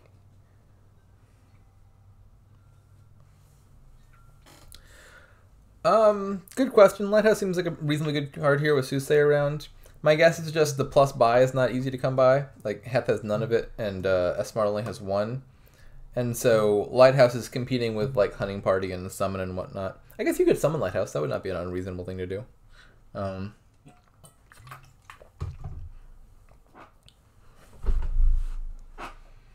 My guess is, like, Lighthouse will be picked up pretty soon. Also, bear in mind that, like, Soothsayer had not been gained until very recently. I think by either person. So it's not like you needed the Lighthouse early in the game.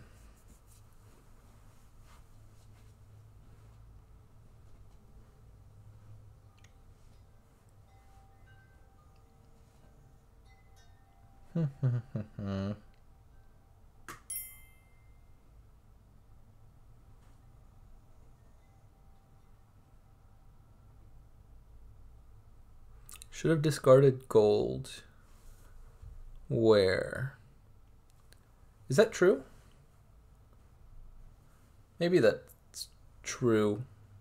But in general, I think discarding draw cards is a good heuristic. Like, would they not have just drawn back around to the gold? What am I missing? Why would discarding gold have worked? It's hard to say because I didn't see it real time when it was happening, so I don't know the context in which it occurred. But in general, discarding Hunting Party sounds like a much better play than discarding gold in a large majority of contexts. Maybe there was some specific reason at that point where that was not true. Alright, so let's see if heth activates this turn. I would not have played that advisor first, I don't think. Because, like, you might want to keep just one advisor in play to activate lamp if you can. Looks like they have it anyway. So, Imp, Hunting Party, Secret Cave, Soothsayer, Copper, Gold, Haunted Woods, Magic Lamp is kind of overkill at this point. In fact, I think you probably play the Secret Cave because I think you can afford to. Just to clear out one more card from the top of your deck because I think that's junk down there. I could. Oh, no, there's a Hunting Party down there, isn't there? Never mind. You can leave that there. All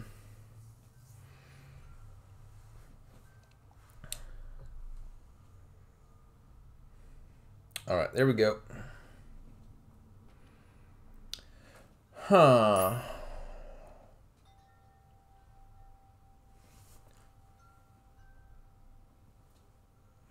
Heth could ghost S-Smart this turn. Just, like, leave and not contact at all.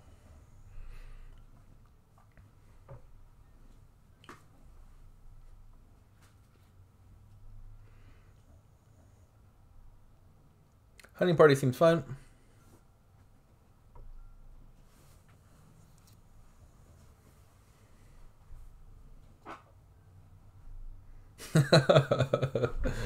I sure hope not. That was in reference to the, what was it, E-League play-in? Where one of the 2 players scheduled their match twice in a row for right before some meeting they had. So they played like a portion of it and were like, GDG, meeting coming up. And they rescheduled it, and they're like, all right, I only have like 20 minutes to play this match. Oh yeah, E-League Finals, that's what it was. Yeah, that was hectic.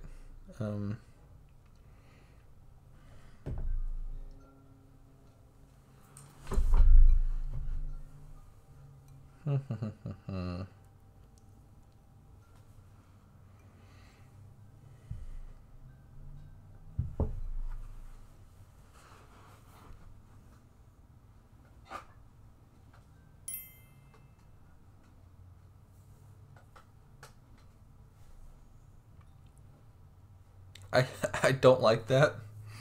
No, you just play the simple, boring money strategy and try to clock your opponent.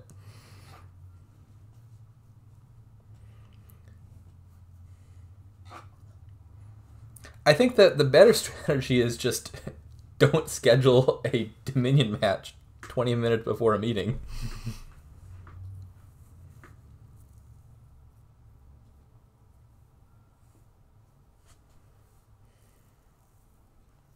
Is that a reference to Stan, the Eminem song?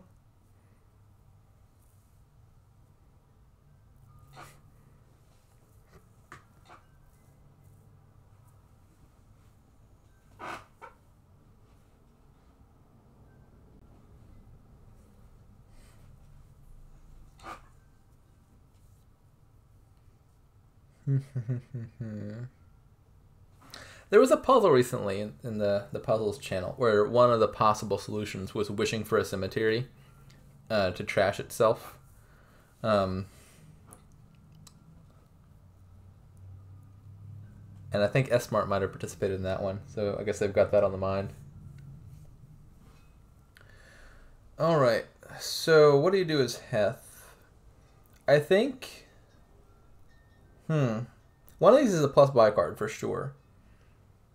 I think Candlestick Maker is better than Farmer's Market.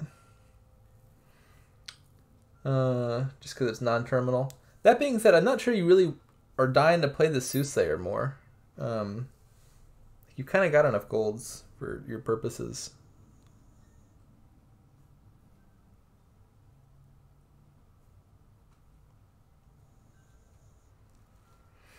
I mean, you could still get the Ghost here if you really want it. With the other wish.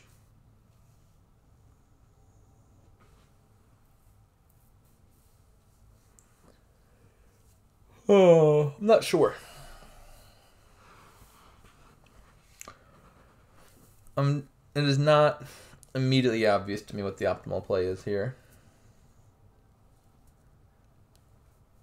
I think as far as buys go, I'd probably likely be looking to do like Province Hunting Party or something. Or maybe you like, you could like wish for Hunting Party and then do like Province Summon Advisor. I don't know.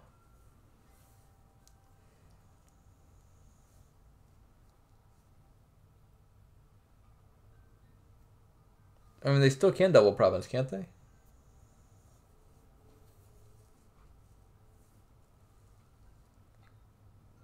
Oh, you mean like double Province and also get the Ghost?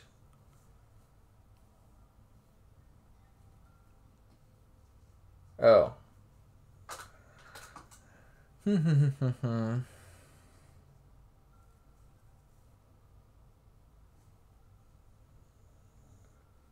yeah, Imp is a fine card. I think you'd be happy to have like 3 or 4 Imps here.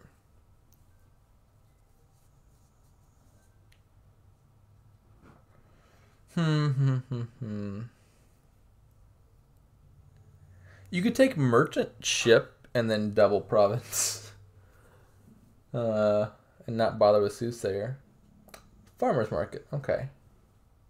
So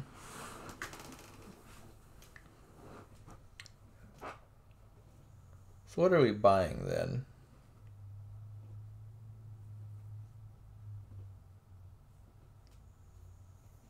Got 15. This could be like Province Hunting Party Lighthouse. Or maybe you do Province Summon Advisor Lighthouse so that you can play both your Soothsayer and your Farmer's Market next turn. I'm not sure that you need more goals in the first place. but the curse, I guess, still matters. Okay, we're taking Ghost. I think that's also seems pretty fine. Hunting Party, Summon Advisor. All this looks okay.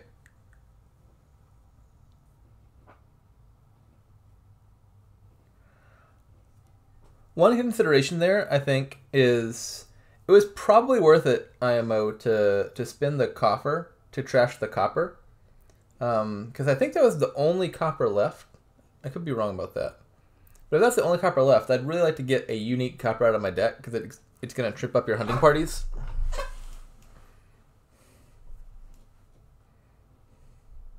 With one of them on the bottom. I see.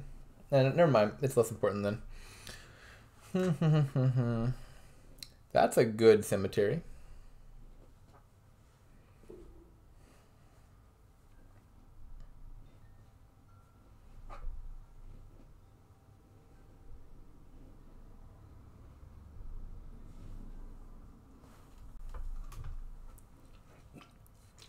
That is not dispelling a cemetery, unless you're talking about that movie, Pet Sematary.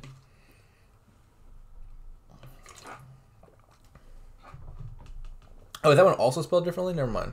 I don't understand why they spell it wrong in the title. All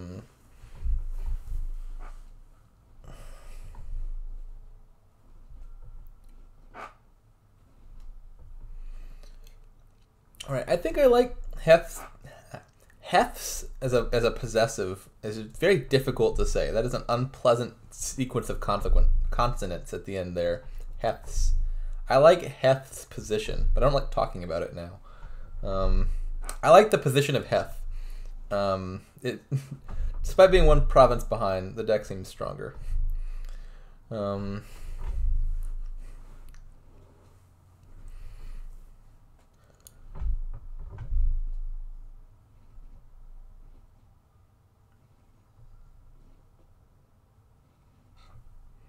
So now I think you're looking to probably get one more cemetery off and then get lighthouses in play. I really don't want to have to keep cemeterying these curses more than necessary.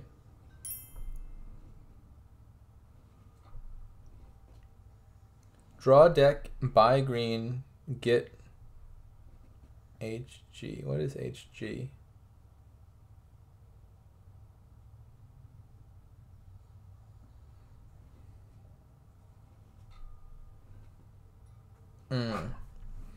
So yeah, what do piles look like? We got Hunting Party, Cemetery, and Curse are kind of low. Is there a pile out? So you play the Soothsayer, that reduces gold by 1. You play Farmer's Market. You have 3 buys. Nah, you're not piling out.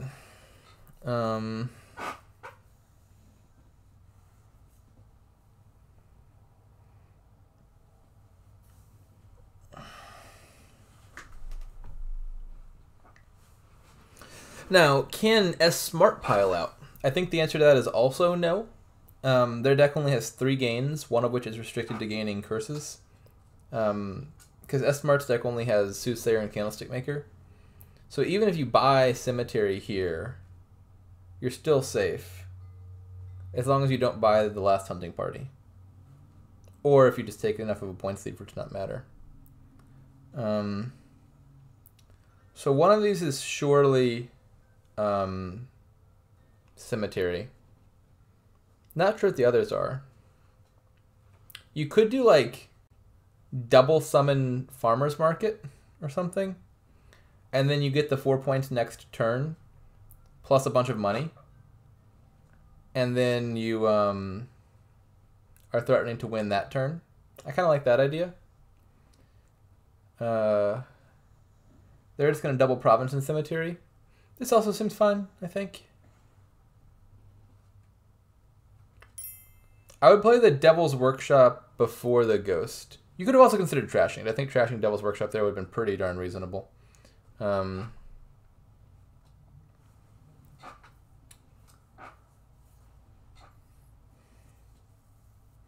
This is a big problem, I think, with Ghost often, is you have to trigger terrible shuffles for it to work. As long as the shuffle you're triggering has draw cards in it, I think it usually tends to be fine because the ghost is gonna like double play some draw card. But this is very much a common problem of ghost.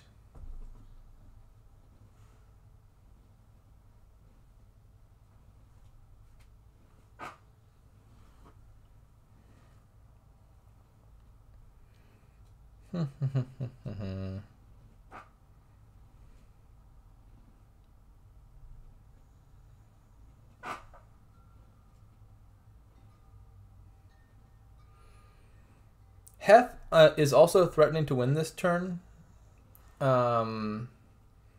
Because, let me see. Yeah.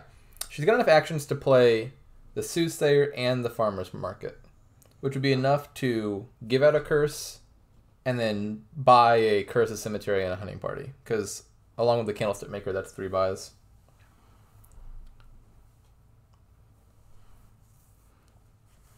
This was looking bad for a while. I recall S-Smart being, or at least seeming to be in the lead early on.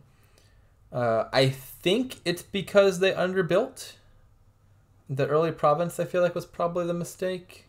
Not totally sure. Maybe it's just that they weren't in as much of a lead as I thought they were. But they got that lamp activation off much sooner. And seemed to be in the driver's seat for a while.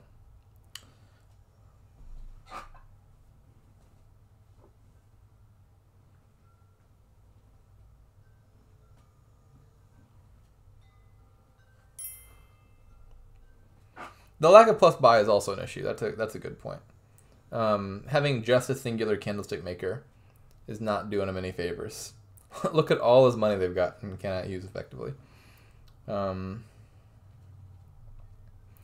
Does double province here protect from the pile out?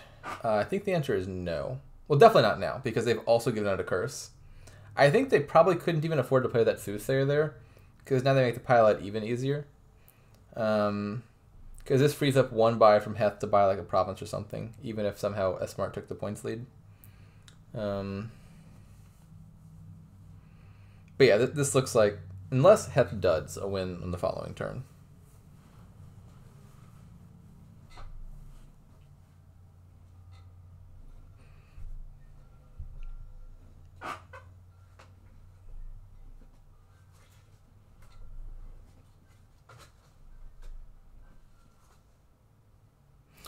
Wonder what do you think the blank in S-Smart's name is? Like, what letter goes there? So smart? Sue smart? Sa smart? Smart. Maybe it's a T, like street smart?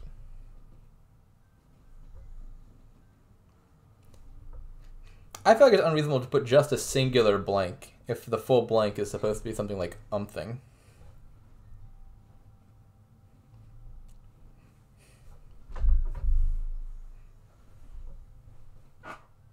Senior smart.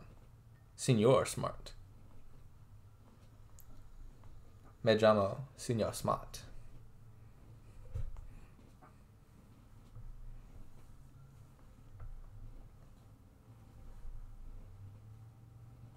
Nah, don't be ridiculous. It's clearly a blank.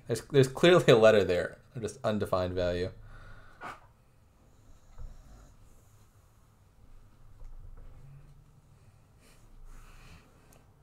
Well, S-Smart is certainly underscoring this game.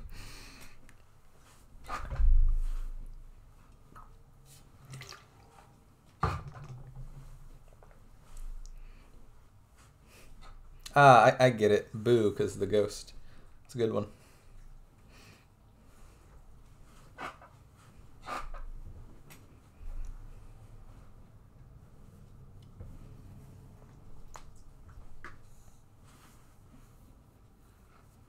Alright, yeah. Heth is not doubting. This is a win.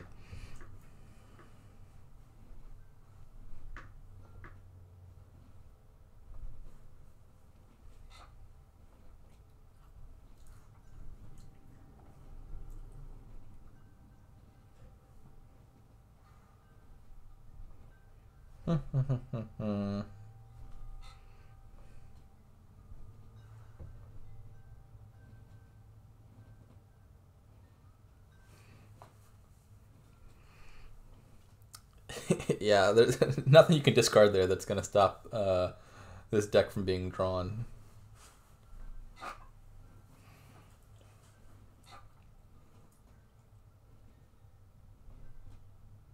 I think, again, like, I think this one's trivial, but probably the theoretically best order there is, like, you want to play the other draw cards in your hand before your hunting party, so that, like, if you have more imps or advisors or whatever coming up, the hunting party doesn't skip over them. I'm not totally sure.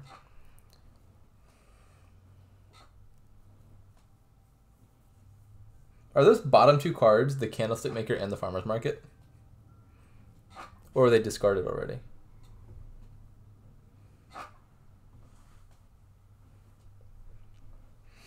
In any case, it shouldn't matter.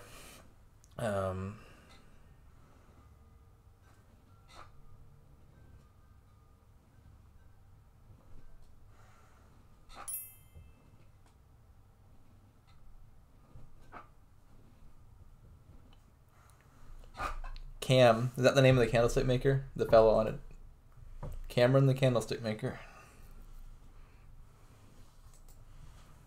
Yeah, this should be easily winning. Even if they didn't find the Candlestick Maker, Cemetery plus Trash Curse. Actually, just Cemetery even without trashing the curse is enough points. And then you buy the hunting party. Important there that we play the Secret Cave and discard 3 cemeteries to have enough money for next turn.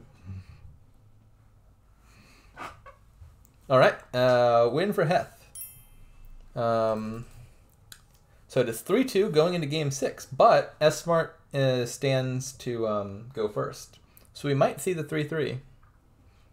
And then I think that means the Armageddon game afterwards, in which winner takes all, but player 2 wins in the case of a tie.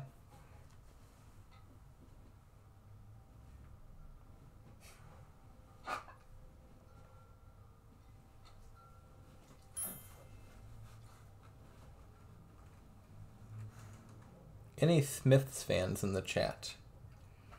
I like Smithy. Royal Blacksmith, not so much. N.A. Smith? Yeah, on a good day.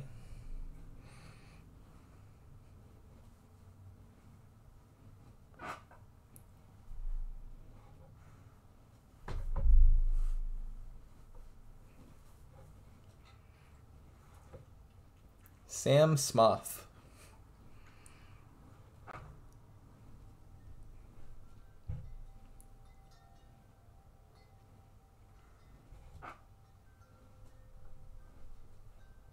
I do not know a Sam Smoth. Or a Sam Smith. Or a Smith Smoth, if that was the part you were correcting.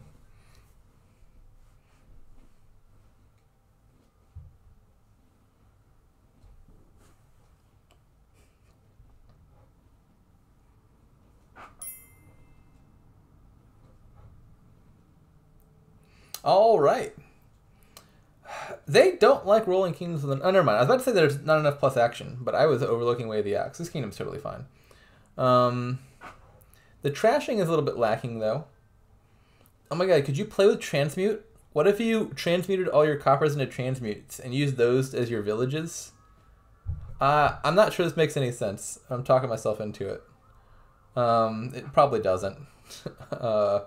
Lackey's Market Square Highway stuff is probably going to be like fast enough that the transmute detour is a flight of fantasy, but I want to believe.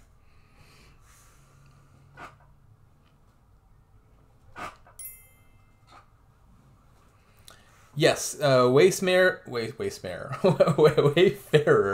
would cost potion if you gained a transmute. Wayfarer could cost like 8 and 8 debt if you gained a fortune. Its price can include potions or debt.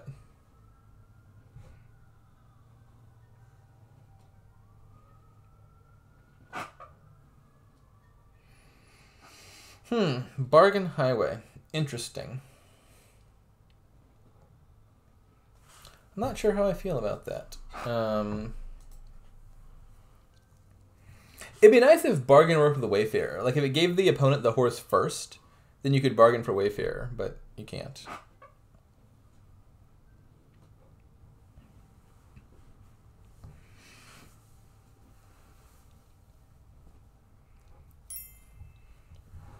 Wayfarer is in general a strong card. In this kingdom, I'm not sure what I would rate its strength, but up there, you definitely want Wayfarers here. All right, I'm glad that some of us believe in the transmute plan.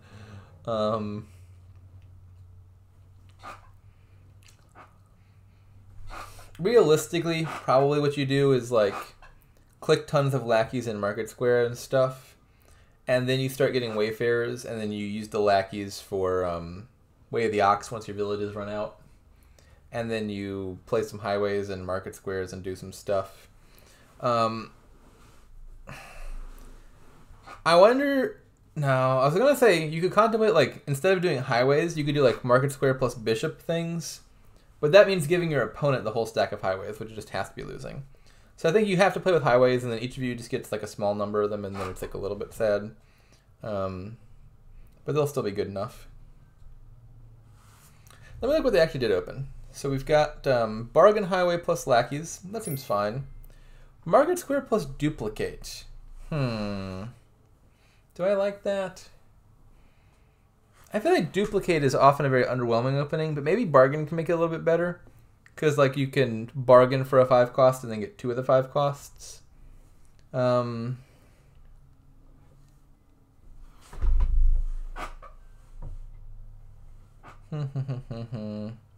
any case, S-Smart got a Duplicate as well on turn 3.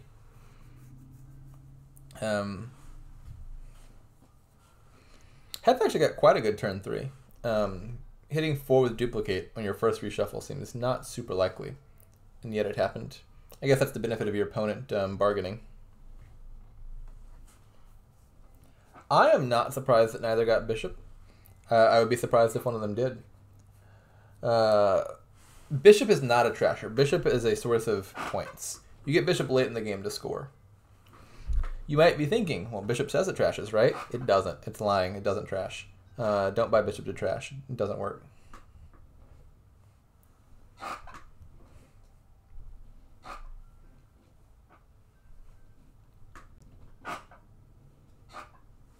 I just played a game like today where my opponent opened with Bishop, so I just opened with Sewers, and I never had to get any trasher because their Bishop plus Sewers was phenomenal trashing already, like a double Cathedral. It was wonderful. Yeah, there's honestly like opening Bishop is like the best Christmas gift you could give your opponent.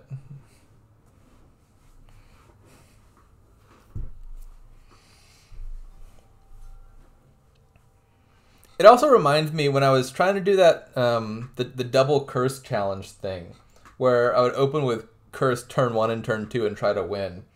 The single most reliable factor that caused me to win those games was I would open with 2 curses and then they would open with Bishop, and I would just immediately trash the 2 curses, and it would kind of defeat the point of the challenge. It makes it a lot less hard to win with 2 curses if they trash them for you.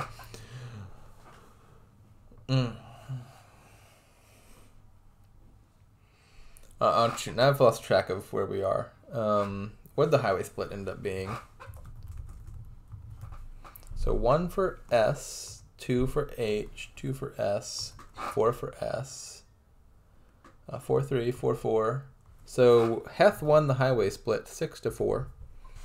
That seems reasonably good for Heth's chances here, despite being player 2. I think around now I probably want some more Market Squares for plus buy, I think. Maybe like a Market Square and 2 Wayfarers, or 2 Market Squares and a Wayfarer here.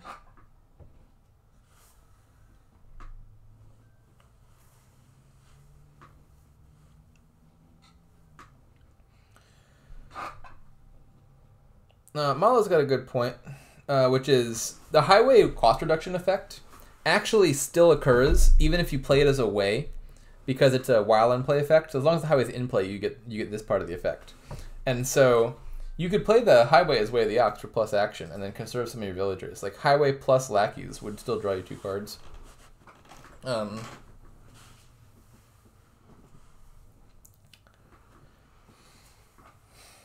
like the idea of the duplicating provinces mega turn. I think this ought to end on a 3 pile before that happens, though. And so what I really want my deck most right now is just like plus buy to threaten to do that.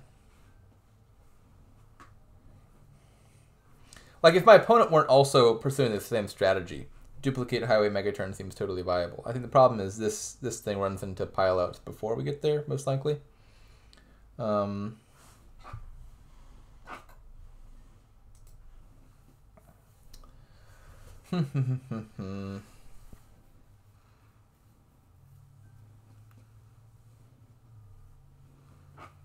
Shoot, I had a thought a second ago and I forgot what I was thinking. It was definitely very important. Probably. What was it? I do not remember.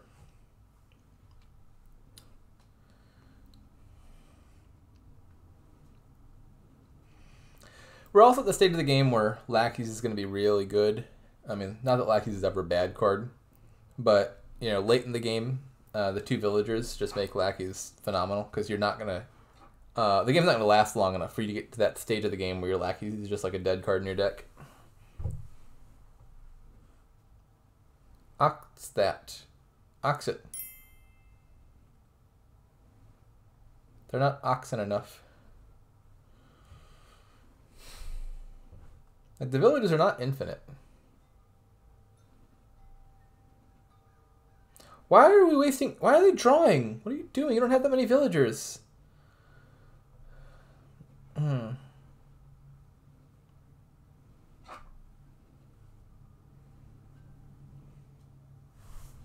now we're very low on villages. Well, piles are very low. Alright, so they're scoring a bunch of provinces.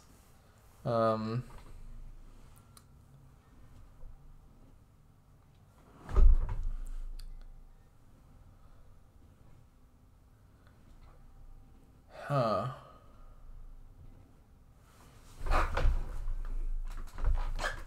So as heth, you just keep building now, I guess, and try to get the 5 province turn off. Like, I think S-Smart has hurt their deck pretty bad now. So I'm not even sure if... I mean, maybe the points lead is enough, and they can just pile out here. But I'm not sure if S-Smart's even in a lead right now, despite having 3 provinces. Like, kind of feels like they went off a little bit too soon.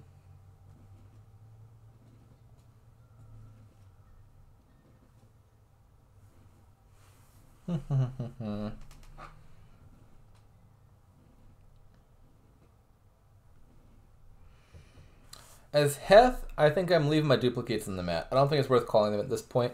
You just want to bank those up for the province turn. So you could buy... what do you buy here? You gotta be careful about piles. I don't like calling the duplicate. Market Square is not that good of a card that I want to take my duplicate off the mat to get it. I would definitely be considering that duplicate for your big province turn. No question.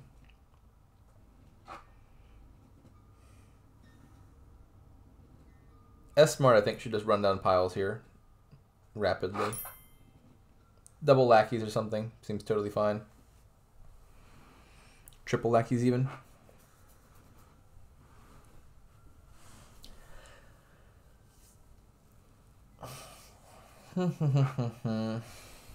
Ox the highway.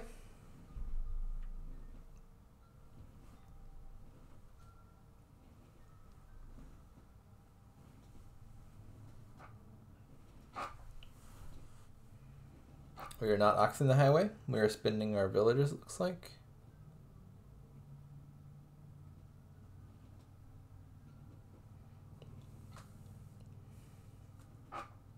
Ox the highway now. The next highway. Ox it, please.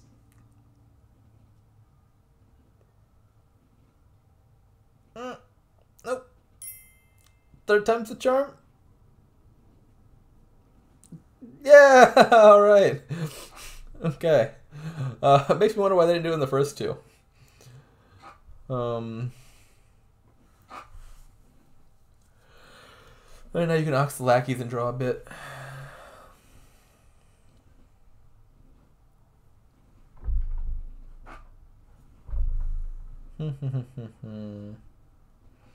All right. Do they have it here? My guess is no, but maybe. Let's see. We got 4 buys plus a gain. We don't have enough money yet, though. This is 1, 2, 3, 4. This is all their highways, so this is the best their deck can do. So they could also triple province here if they wanted to. Or actually, they could do better than that. They could quadruple province and a duchy. I'm not sure if they should.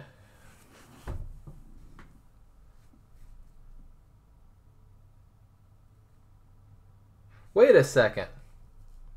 Is one of those bottom cards the other duplicates that they called? I feel like it might be.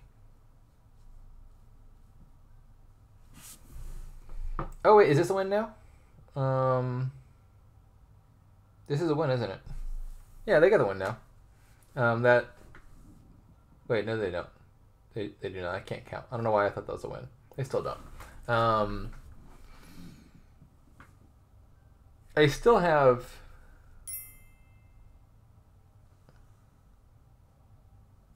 I don't think this play was douchey. I think it was pretty reasonable. So I mean, you could just like cash out and do 4 provinces and 1 duchy, and then you would be at 27. So you're basically saying, I think I can province before you at that point. I'm not sure if that's true. Alternatively, you can say, I don't think you can pile out and build 1 more turn. I kind of lean towards building, I think. On the grounds that getting 6 gains or 5 gains as S-Smart seems a little bit harder to do than getting 1 province and 1 other gain. I'm not sure about that, though.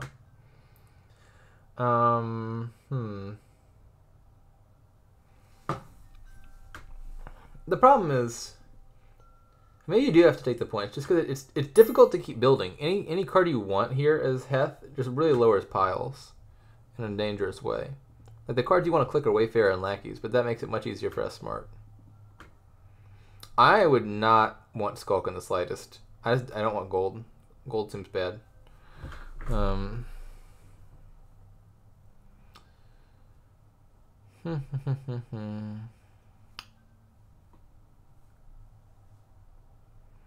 Alright, we're taking the points, looks like.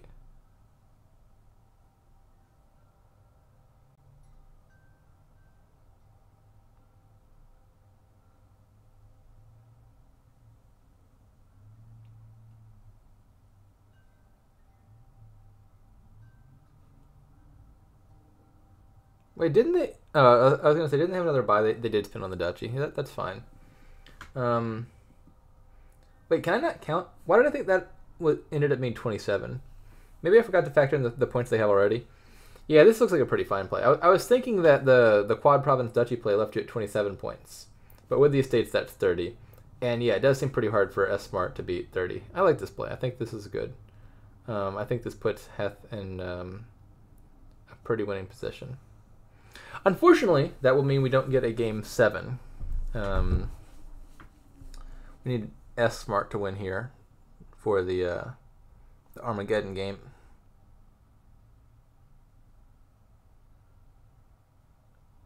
But duchies give you 3 points. Why would you buy a 1-point card instead of a 3-point card? Or oh, you mean is S-Smart? It still doesn't make a difference.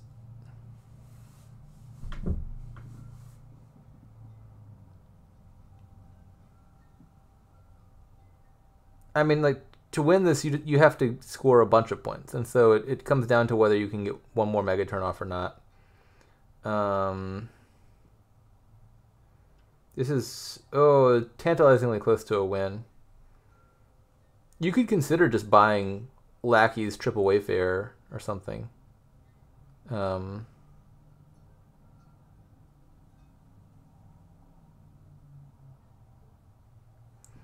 You could do Duchy, Lackeys, Copper Wayfarer.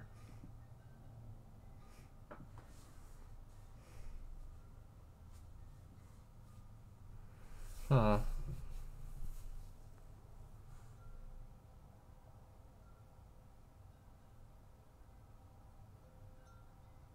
Well, you can't get multiple Wayfarers.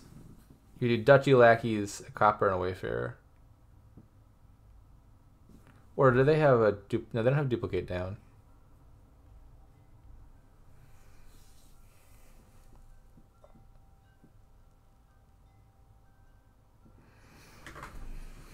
Yep, that play seems totally fine. Just Duchy, Lackeys is reasonable.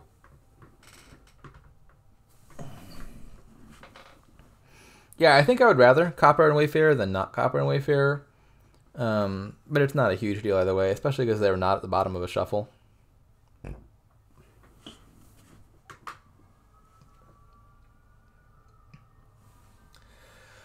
S Smart can take 3 duchies here. Presumably has to.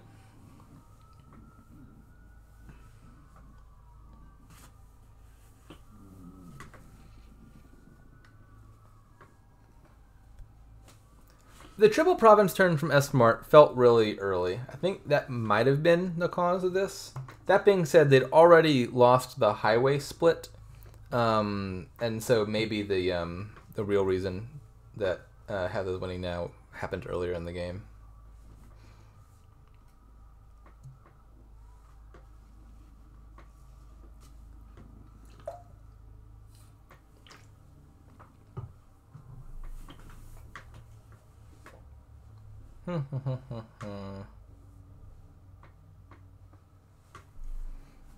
I mean, your only route to winning here as S Smart involves getting a bunch of duchies, so I would think now's as good a time as any to acquire those.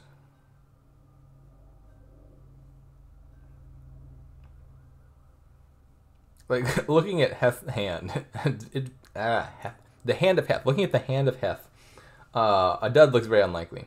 But S Smart doesn't know that, and so maybe you just tried to have 2 of these like triple duchy turns, then you win on like a duchy pilot or something, or triple duchy followed by province.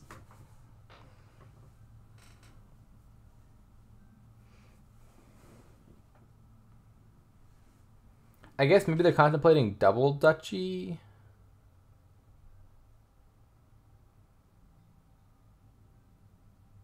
Oh, they had more duplicates than I thought. I didn't even realize they had that many duplicates. Wow. So they were actually real close there. They were 1 duplicate away from winning. In any case, Heth has the win in hand. Interestingly, I think taking that last duplicate might have protected them, because then Heth could only gain 1 duplicate, and that wouldn't have been enough. I think maybe not playing that last duchy was a mistake. Or playing that last duplicate to gain the duchy was a mistake. I don't know. In any case, that's the match. 4-2 for Heth, who will promote to D Division. And see y'all later.